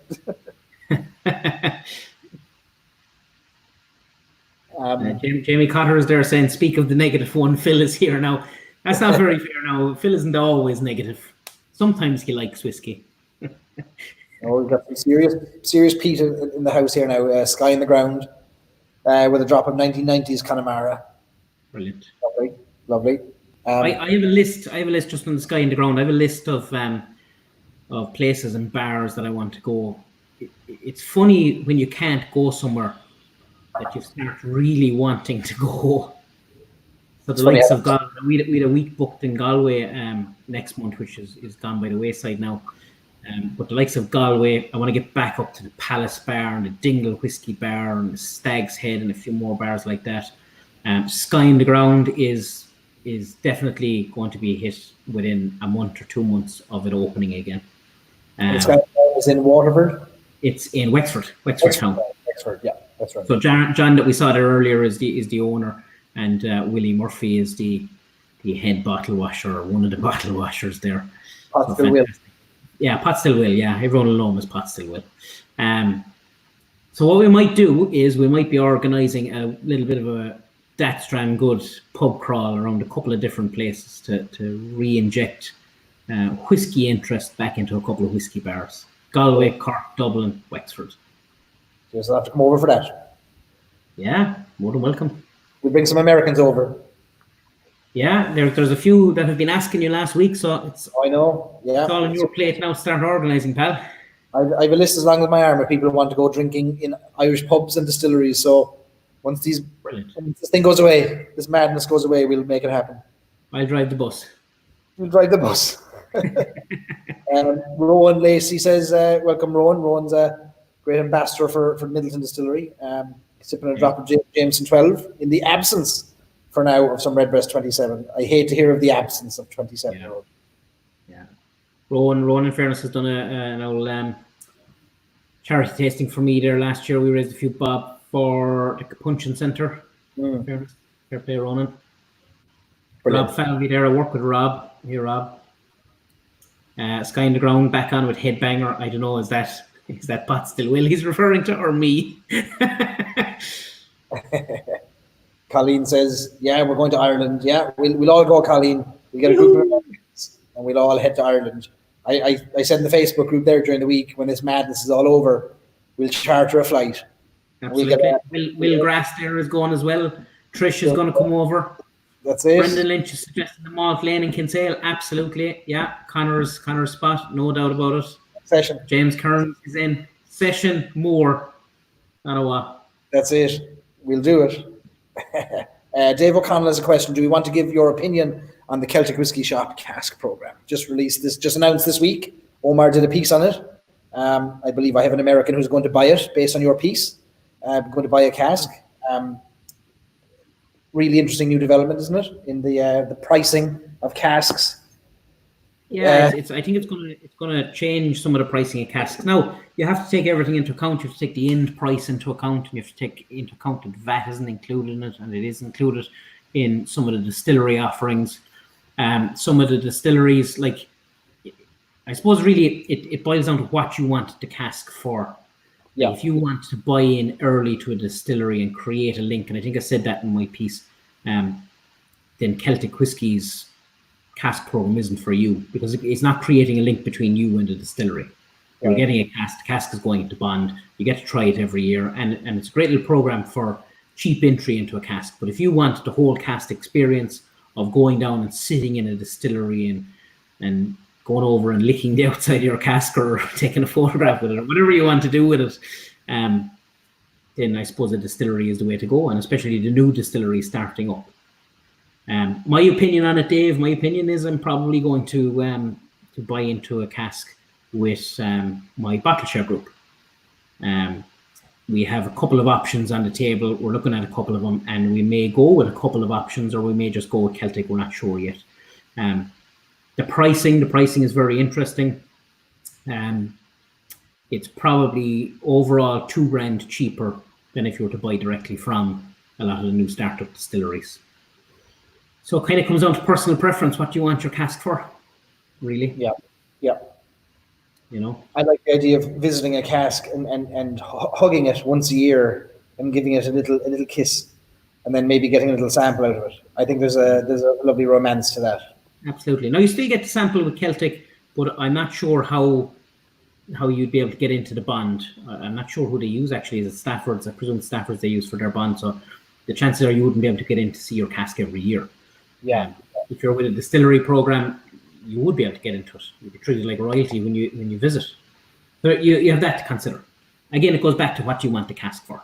I know. Yeah. You know? And you've got your hand in a few casks here and there around the country, don't you? Possibly. Yeah, I don't own any casks myself really, but I have a couple of partnerships, let's call it, where I bought into casks. With a couple of friends. Cork Whisky Society do we have 3 or 4 casks now at this stage? And what Cork Whisky Society do is they sell percentages of the cask back to members, and then they keep about 50% for the society. Nice. So at the end of it, we'll all have bottles, but the society will have bottles that they can either sell or taste. Right. That's nice. Yeah, that's nice. Yeah, I could see a lot of interest in that. I'd say at those prices, but I think it's going to depend on this virus to see how long this goes on for, to see how much people can afford to free up some cash that might be needed for a longer haul in this new world. You know, so who knows? Carol there is asking. We kind of covered that, Carol, earlier. We spoke about COVID-19 and if it's an opportunity for Irish whiskey or not. It can be seen both ways. It could be an opportunity. As we said, drink in moderation at home. Yeah. Whiskey isn't to be drank to get drunk. It's to be enjoyed. But yeah, look, I reckon that whiskey will see it through. There might be a little bit of a lull in the short space of time, but in the long term, I'd say we're going to see it continue to climb and continue to get stronger. You don't have to drive the bus when you bring the Americans over. Shane Riley's father-in-law has the bus tours. Yoo-hoo! Sit back in the back seat singing songs. Rates, I hope. Paul O'Kane's wondering if he's in the right chat. I don't know, Paul. Depends if you want to be with us or not. But you're asking if I don't like any peated whiskies at all. No, that's what I was sharing earlier. I haven't been converted to any of them at all, and I'm open to it. So send any and all samples care of Barry Chandler for sampling to try with instructions, and we'll see if I can find a way to like them. Brendan Lynch there is a good piece of advice. Look, I've bought into 2 cask programs over the years. My number 1 tip: don't do it if you want to make money, to be honest. And he's right. Like whiskey, if you're buying into whiskey for investment, it can go either way. There's a bit of fun in owning a cask, and I think Brendan is a good advocate for that, and a good advocate for drinking in moderation, drinking good whiskey and enjoying it with friends. In fairness, Brendan would be a good man for sharing what he has. Back in 2014, I was living in Ohio, and I saw an ad in the Independent online, or not an ad, but an article about this mad idea of a distillery opening up in a small town called Dingle in West Kerry, and they were running a thing called the Founding Fathers Program. And at the time, back in 2014, I wasn't into whiskey at all. But I thought this would be brilliant, because they were hosting this once a year get-together of Founding Fathers. And I thought, brilliant, I'll get a few lads here in Ohio. We go over once a year and have a mad old party. And sure, I couldn't get anyone to part with $1 for this thing. And there was no way I could have afforded to buy one myself. And I missed out on the Dingle opportunity. And every now and again, I'll pull up the old emails I had going back and forth between me and the distillery, asking if I could get a syndicate together of 4 or 5 friends. And they were ready for it. But sure, nobody had the money. And kicking myself now, it would have been nice to have. I know there's a few lads here who've got a few Dingle casks on the chat, but I missed it. Yeah, I was the same, Barry. I just didn't have the money at the time. We had bought a house here, and it just wasn't to be. I know. Have you any other whiskies there now that you're going to pull out as a surprise? Oh, absolutely, yeah. Carol there, just on Carol there. Cool, thanks for that. Missed the start. Sorry, I didn't mean to be short, Carol, but that's why I was saying that we covered it, just so you didn't think I was cutting it short. Robert Falvey said this will go on till September. I presume that's COVID-19. I think I agree with you, Rob. This is going to go on for a lot longer than we expect. But anyway, so what else am I pulling out? Well, I'm gonna savor the last little bit of this, Barry, and then I am going to pull out another whiskey. I ain't finished yet. I know it's middle of the day for you, but I have the whole day ahead of me here. It's 25 to 10 here in Ireland. And Shane Moore's I'm off tomorrow. Oh, good man. Any Silent Distillery bottles on the top shelf of the loop there, Joe Moore? Let us know, Joe. The Silent Distillery, of course, being the 44 bottles released by Middleton, also a peated whiskey, a peated single malt from the old Middleton Distillery, released a few months ago, 45-year-old whiskey. Joe Moore, let us know if you've got any deals going there. Shane Moore will write you a check.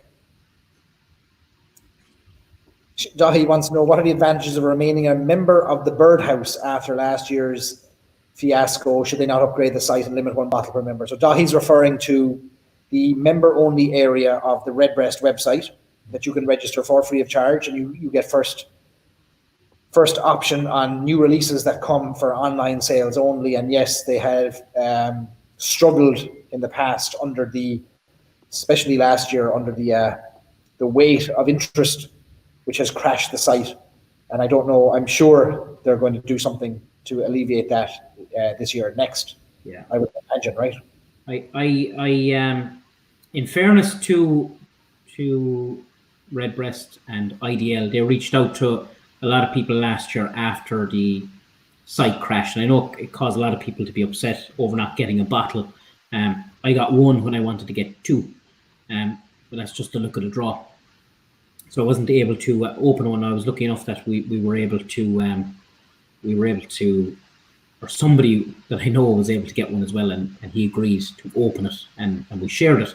But I'd say, Dahi, we gave a lot of recommendations last year, and I'd say what will happen is it will probably end up being 1 per person, or a ballot, or maybe even going down to the distillery to collect it. There will be something different this year. I don't think you're going to see a free-for-all like you saw the last time. Because the last time they had to go in and manually cancel orders where people had ordered more than 1 or more than 2, as it was last year. And I don't think you're going to see that. I'd say it'll be far more streamlined. This is the 3rd time that they're launching it. You'd expect that it will be streamlined at this stage. Yeah. Ballot, please, says Paul. I mean, I don't think they were ready for such demand and such interest. And sadly, a lot of the interest is coming from people who are never going to open the bottles, who are just going to buy them and flip them an hour later for a margin. And that is the saddest thing of all. I have no problem with people investing in whiskey, but to do it minutes after, preventing people who are actually in it for the whiskey, it's a tough thing to account for. I know in Scotland, in some releases, they will require you not just to go to the distillery to pick up the bottle, but they'll open the bottle there with you. They'll pop the cork so that it's open. It can't be resold. So there's ways around it. So, I could see a ballot. Like I get feedback, and I said it should be a ballot for everyone. Let us all throw our name into the hat. If we get one, we get one. At least it's completely random. Then, you can't really blame IDL too much though, because if you look at the previous one to the Birdhouse, what was it called before the Birdhouse? It had another name on it. But the previous iteration launched Manual Love. Manual Love had 2,000 bottles. It was launched in 2015. And it took months and months and months to sell out. I go to say probably 8 or 9 months before it all sold out. And now they're going for big money. But back in 2015, you didn't have the push on for whiskey.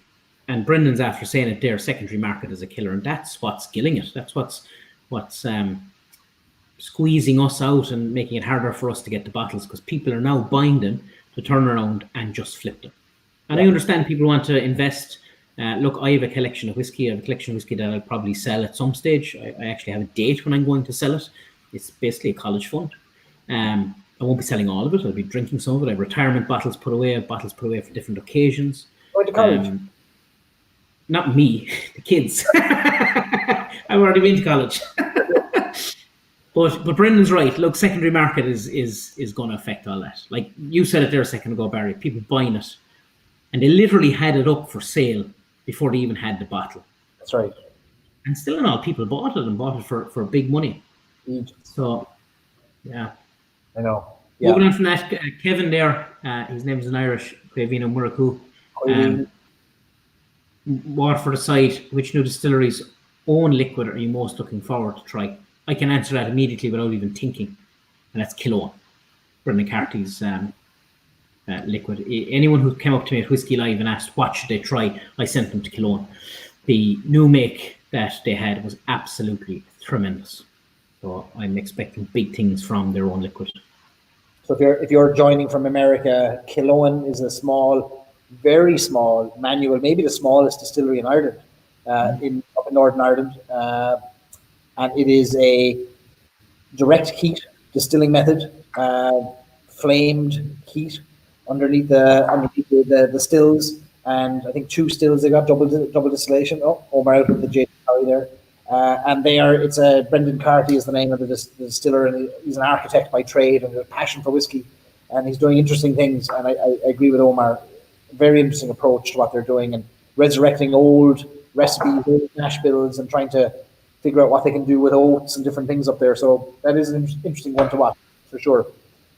Michael has a great point about the US, which is an interesting one for the Americans. There isn't a secondary market in the US aside from bourbon, and even that's closing up. There's such regulation and legislation around whiskey selling in America that it's actually illegal to sell whiskey from a person to another person. You're not allowed to. I'll roll in with that though, Barry. It's illegal to sell it here in Ireland too, and they still do. Facebook being the biggest culprit.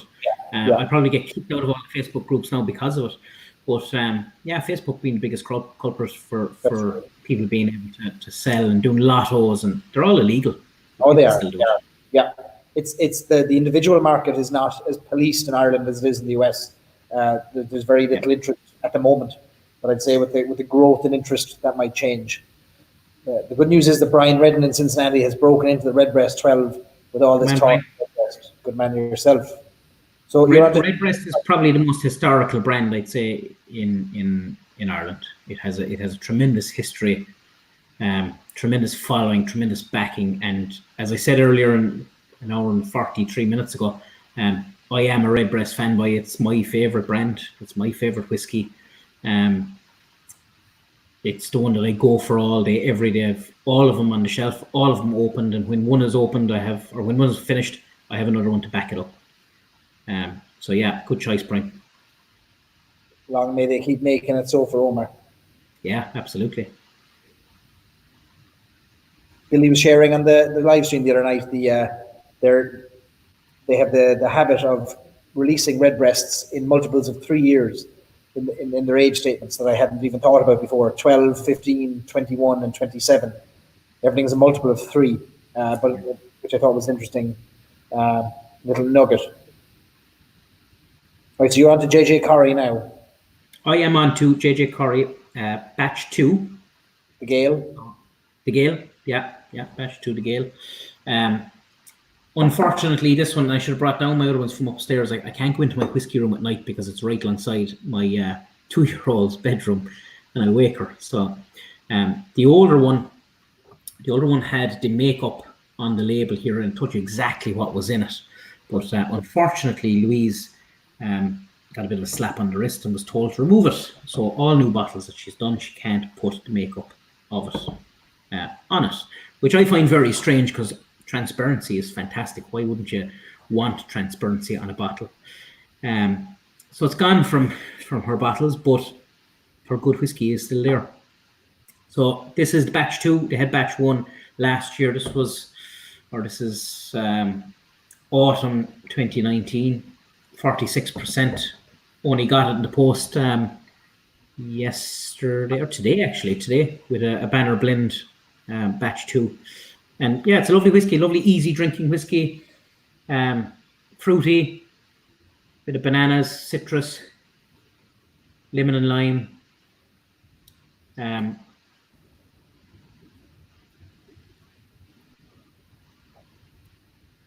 Nice straw colour. Nice colour. Pepper, more citrus going through it. Bit of milk chocolate, bit of honey. And yeah, bit of a nutty note then even towards the end. And a nice little finish on it. Yeah, it's a good whiskey. Louise blends all this stuff herself. Eric that works there blends the Banner blend. They do a good job. I like JJ Corry. I like the brand. I like her passion. I like all the staff's passion for the whiskey. Some people can be quite negative towards the brand and towards Louise because she's the first bonder in the country. Some people haven't embraced bonding as much as they should. You go to Scotland and the big bonders or the big bottlers are embraced up there with some of the best, with Balvenie and Macallan. Whereas here, unfortunately, some people see bonding as a bad thing. It's not a bad thing. Just because you don't distill your own whiskey doesn't mean that you can't produce good whiskey or you can't blend good whiskey. And in fairness, Louise is. Whiskey Wins says there, I see he hates you for getting hooked on JJ Corry. Which JJ Corry was it? Everyone. I got him into we started with the Flintlock. The US Flintlock, I think, was the one we tried at the same night we did the Oak 51, and he's had every single. I think, am I right, Tim? You have every single JJ Corry ever released, and you're in New York, which makes it very difficult to get hold of. But fair play to you, you have. I'm a big fan of what Louise and the team are doing myself as well. I've been down to visit. Love the transparency. Again, just like Waterford is led by somebody with strong beliefs, JJ Corry is led by somebody with strong beliefs, and love them or dislike them. You can't discount their how much they build their business around the things they stand for, and that to me is a huge kind of mark of integrity. So I love seeing Louise go out into the market and kind of shake things up, and she's up against it, being a bonder, as you say, being a woman in a male-driven industry. She's up against it, and so I'm looking forward to seeing what she comes out with over the next few years. I know she's got big plans, and she's busy out there building her library of whiskies to blend over the coming years. And anyone who's traveling around Clare when this is all over and done with, she's about to start opening up a bit of a visitor centre. Go there and visit her. She's always open for visitors anyway, except now with COVID-19, obviously. But get in there and see what she's doing and see what they're doing and hear the story behind it, because people think she's buying casks and then she's throwing the casks into a bottle. There's far more than that going on when you're looking at any of their releases. And there's a big outlay. There's a big outlay on whiskey. There's a big outlay on the bond, to get the bond from revenue. She was the first person to get a bond in absolute years and years and years. She's the first whiskey bonder who does nothing else but bonding. You had other whiskey bonds. You've like the Celtic cask series. They're technically bonded whiskey. Celtic buy the casks. They put them into Staffords or whoever it is, and then they bottle it and they sell it on bond. But Louise herself got her own bond, put the whiskey into it, and blends it. So yeah, it's a good, unique story. It's a new story in Irish whiskey. So yeah, check it out. Ed's got a question. Does bonding in Ireland specify the ABV at bottling as with bourbon? No, it's all bottles, whether they're released from a bonder or from a distiller, follow the same rules about the ABV in terms of the declaration of the ABV at bottling. It's not like bottle and bond in the US, which is a different description completely. So yeah, bonding is different here in Ireland. Another question was about, Louise was on a live stream last night where she touched on the regulations, and I think you can only state the youngest whiskey in the blend. Yeah, so that's an interesting one. So you've got age statement whiskies like Redbreast 27, where the youngest whiskey there is declared 27, but Billy has said that there's a 31-year-old whiskey in here that's not by law permitted to be declared. And that's one of Louise's issues. So when Omar mentioned the first batch had the declaration of the older whiskies, she ran afoul of the regulations and she was reported for it because she declared all of the whiskies in there, not just the youngest. So it's a ridiculous regulation. It was probably designed with good intention. I'm going to see if I have one of them here, Barry, and I'll come back to you. 2 seconds. Yeah, she has a nice little pie chart in the back of the bottle, labeling the different grains and different malts that went into the whiskey and how old each of them was. And for a consumer, that's great to see because you get to make the choice about what you want to drink based on what you know is inside the bottle. But the regulators didn't like it at all. So this is the Battalion. It was their first batch. Their second batch is actually much better. First batch is a little bit thin. Second batch is excellent. What they did on the back of it, so on the front of it, you see no age statement. It doesn't mention it at all. But when you go to the back, it gives a breakdown. It probably won't zoom in now properly to that. But this little pie chart breaks down the content, and it breaks it down into percentages. Grain bonded in 2010, tequila finish for 7 months. Grain bonded in 2010, mezcal finish for 7 months. Malt bonded in 2006, mezcal finished for 7 months. So she broke it down nicely. It was never meant to give an age statement. It was never put on the front of the bottle as an age statement. And I don't know how that can be construed as a bad thing. That's a good thing. It's transparency. It's complete transparency. But unfortunately, in Ireland, it's completely illegal. So she had to remove it. EU regulation. Yeah, Larry's right. Yep. It's an EU regulation. Everything comes from the EU. That's fair enough. But yeah, the regulators approved her labels, and then she got in trouble. Yeah. So look, I think the bottom line on that for me is that there are people out there like Louise, like maybe Mark Rainey in Waterford. They're pushing transparency, and if consumers start to demand it, eventually regulations and rules might catch up. So if we all like transparency, we should scream about it from the rooftops and lobby those in the know to be able to make the changes to support allowing for more transparency. But of course, these are small players, JJ Corry, Waterford Distillery, small players that probably don't get the biggest voice in the room when it comes to these things. Yeah. Joe Moore is moving on to a Maureen says there for you, Barry, to invite Louise on sometime. I guarantee you, no better woman to come on and chat. Yeah, absolutely. Yeah, we should invite her on. She's, I think, every night this week. Joe was saying about Dargaelic. I haven't tried any of the Dargaelic yet, Joe. Same. I haven't been able to get my hands on any of it yet, but I shall rectify that ASAP. Whiskey Wednesdays, Tim says that the Battalion is his favourite whiskey of 2019. Very good. Now, you got, if that's the US version, US, yeah. Second batch. The US version is the second batch. And I'd agree with you. You might have the first batch, though. Do you, Tim? You have the first batch? He buys from Ireland, too. Oh, okay. So yeah, batch. My one says batch 1 at 41% ABV, spring 2019.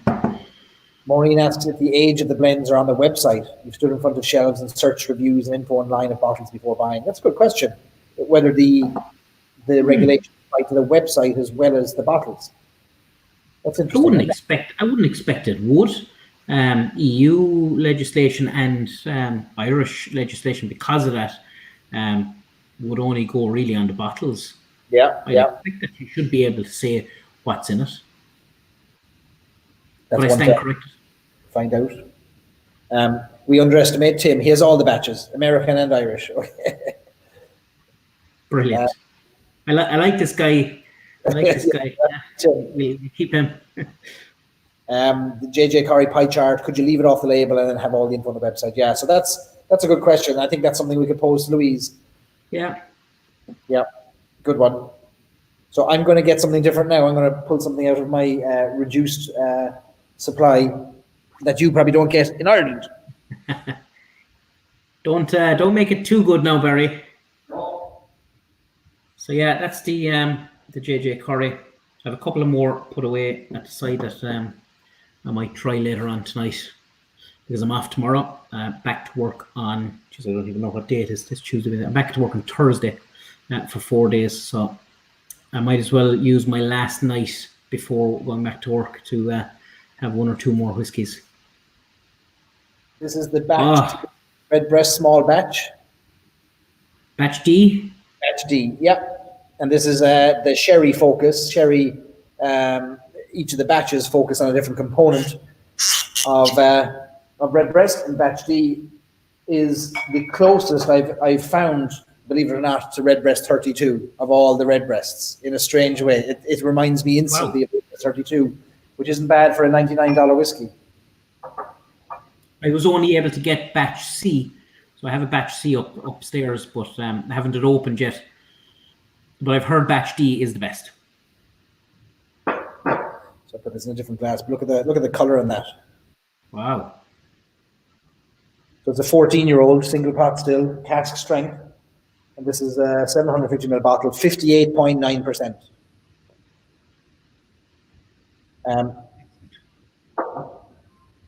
Shane Moore, who's on here as well. The two of us went hunting for these. Shane's over in Cleveland, I was in Columbus.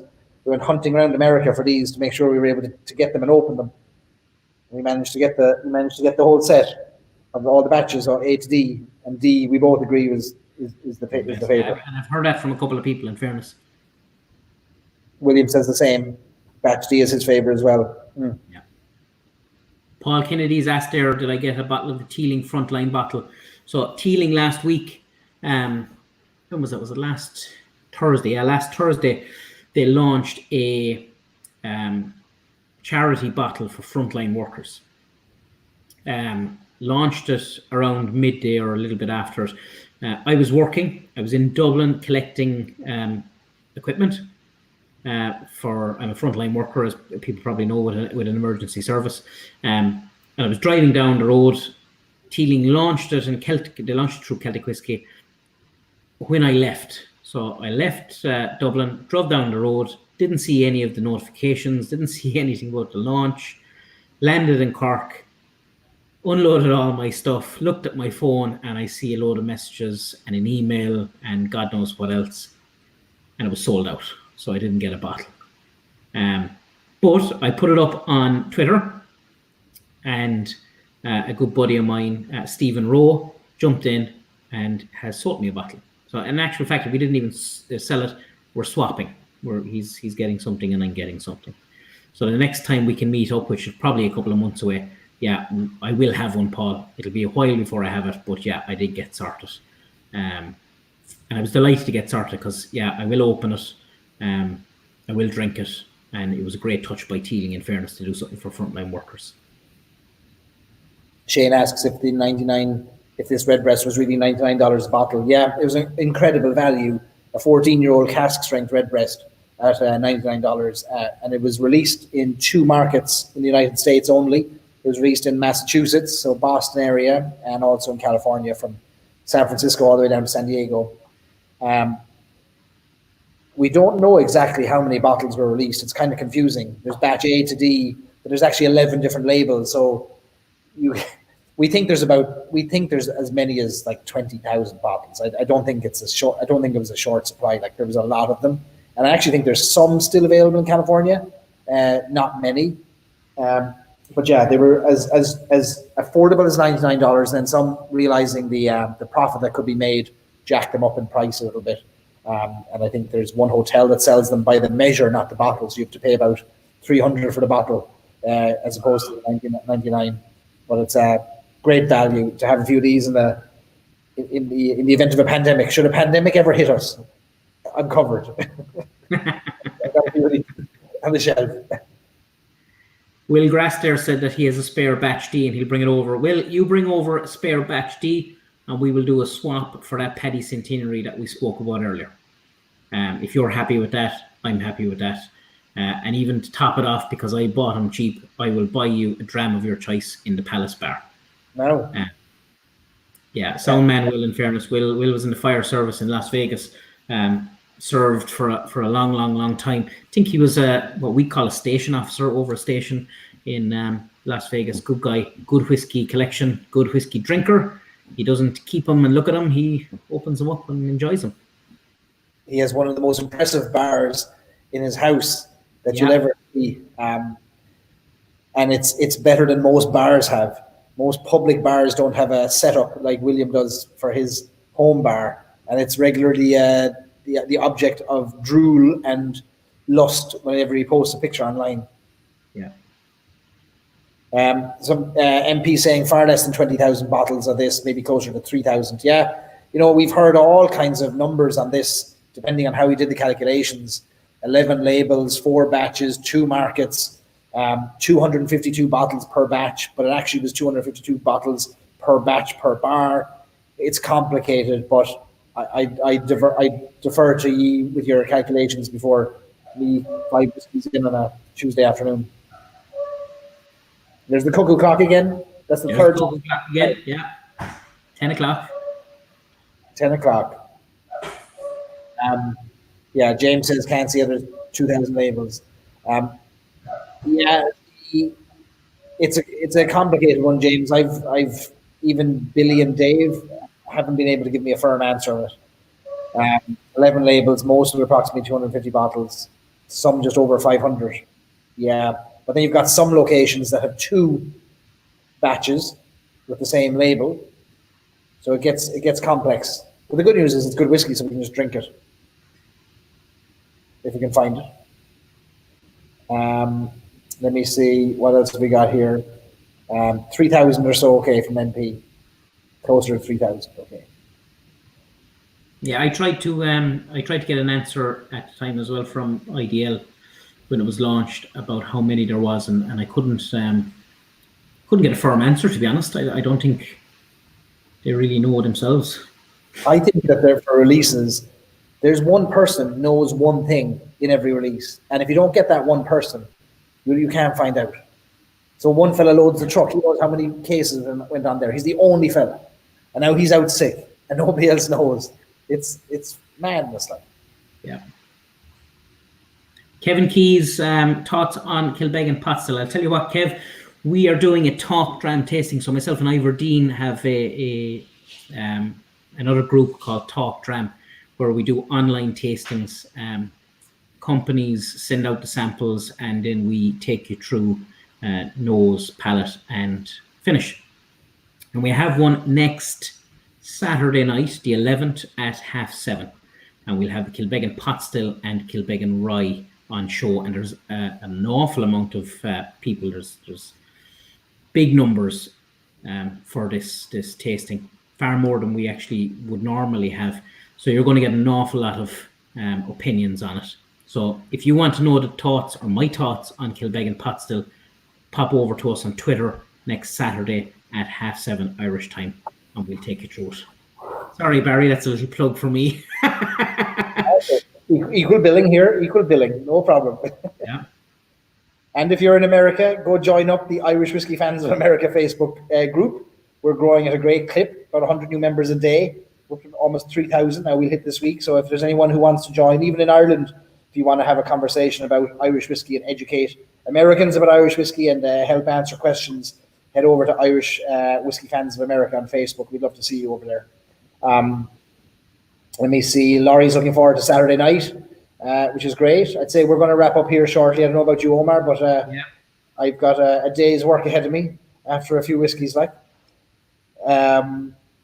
else? Have we any other comments? Paul says it's been fun. He'll be on the next one. Have fun the rest of your evening. I'd say Omar's heading to bed. I'll be heading to work. I still have 2 or 3 more to go through, Barry. Don't worry. Quiveen just poured a Redbreast La Maison de Whiskey 19 sample after all the Redbreast talk. Brilliant. Brilliant stuff. I might join you, Kev, for one of those. So listen, I think that's about it, is it, from our side? Yeah, absolutely. Yeah, that was a good 2 hours. Good session. Night. Yeah, good session. Fair play for everyone for coming on. Michael Collin there. Fair play, Mike. Good to see you, Thanks, my man. Casey, cheers. So those of you in America, thanks for allowing us into the middle of your day. And those over in Ireland, glad we could do something at an Irish time, more reasonable Irish time. For those of you who stay up late, I'll be doing a live stream every Friday. It'll probably be about midnight Irish time, but I know for those of you who are on Friday night dram at Omar, you might want an after party. Happy to host you on the live stream over on Stories and Sips. And we'll have to do a joint one for the States, Barry, at some stage. Not this weekend now, but in the near future, in the next month or two, if that suits you, we'll have a similar chat for our friends over in the States. That's it. I'll probably have to go on the dry for the Friday night dram, though. I don't think I could do 2 sessions back to back. We'll get Dave O'Connell to take over from your session, and then you come on to the later one. Yeah, that could be done. Now we'll do it again. We'll do a few more of these, hopefully. We're all quarantined, we're all isolated. A lot of us are anyway, and it is good to connect with people. I love having the chat. I'm delighted that I get to kind of connect with you all and meet you all virtually. So, let's do more of it. Hopefully you'll turn up to the next one too. Yeah. But cheers, Omar. Great talking to you all, guys. Great to see you, Barry. Sláinte, my friend. Talk to you soon. Good night.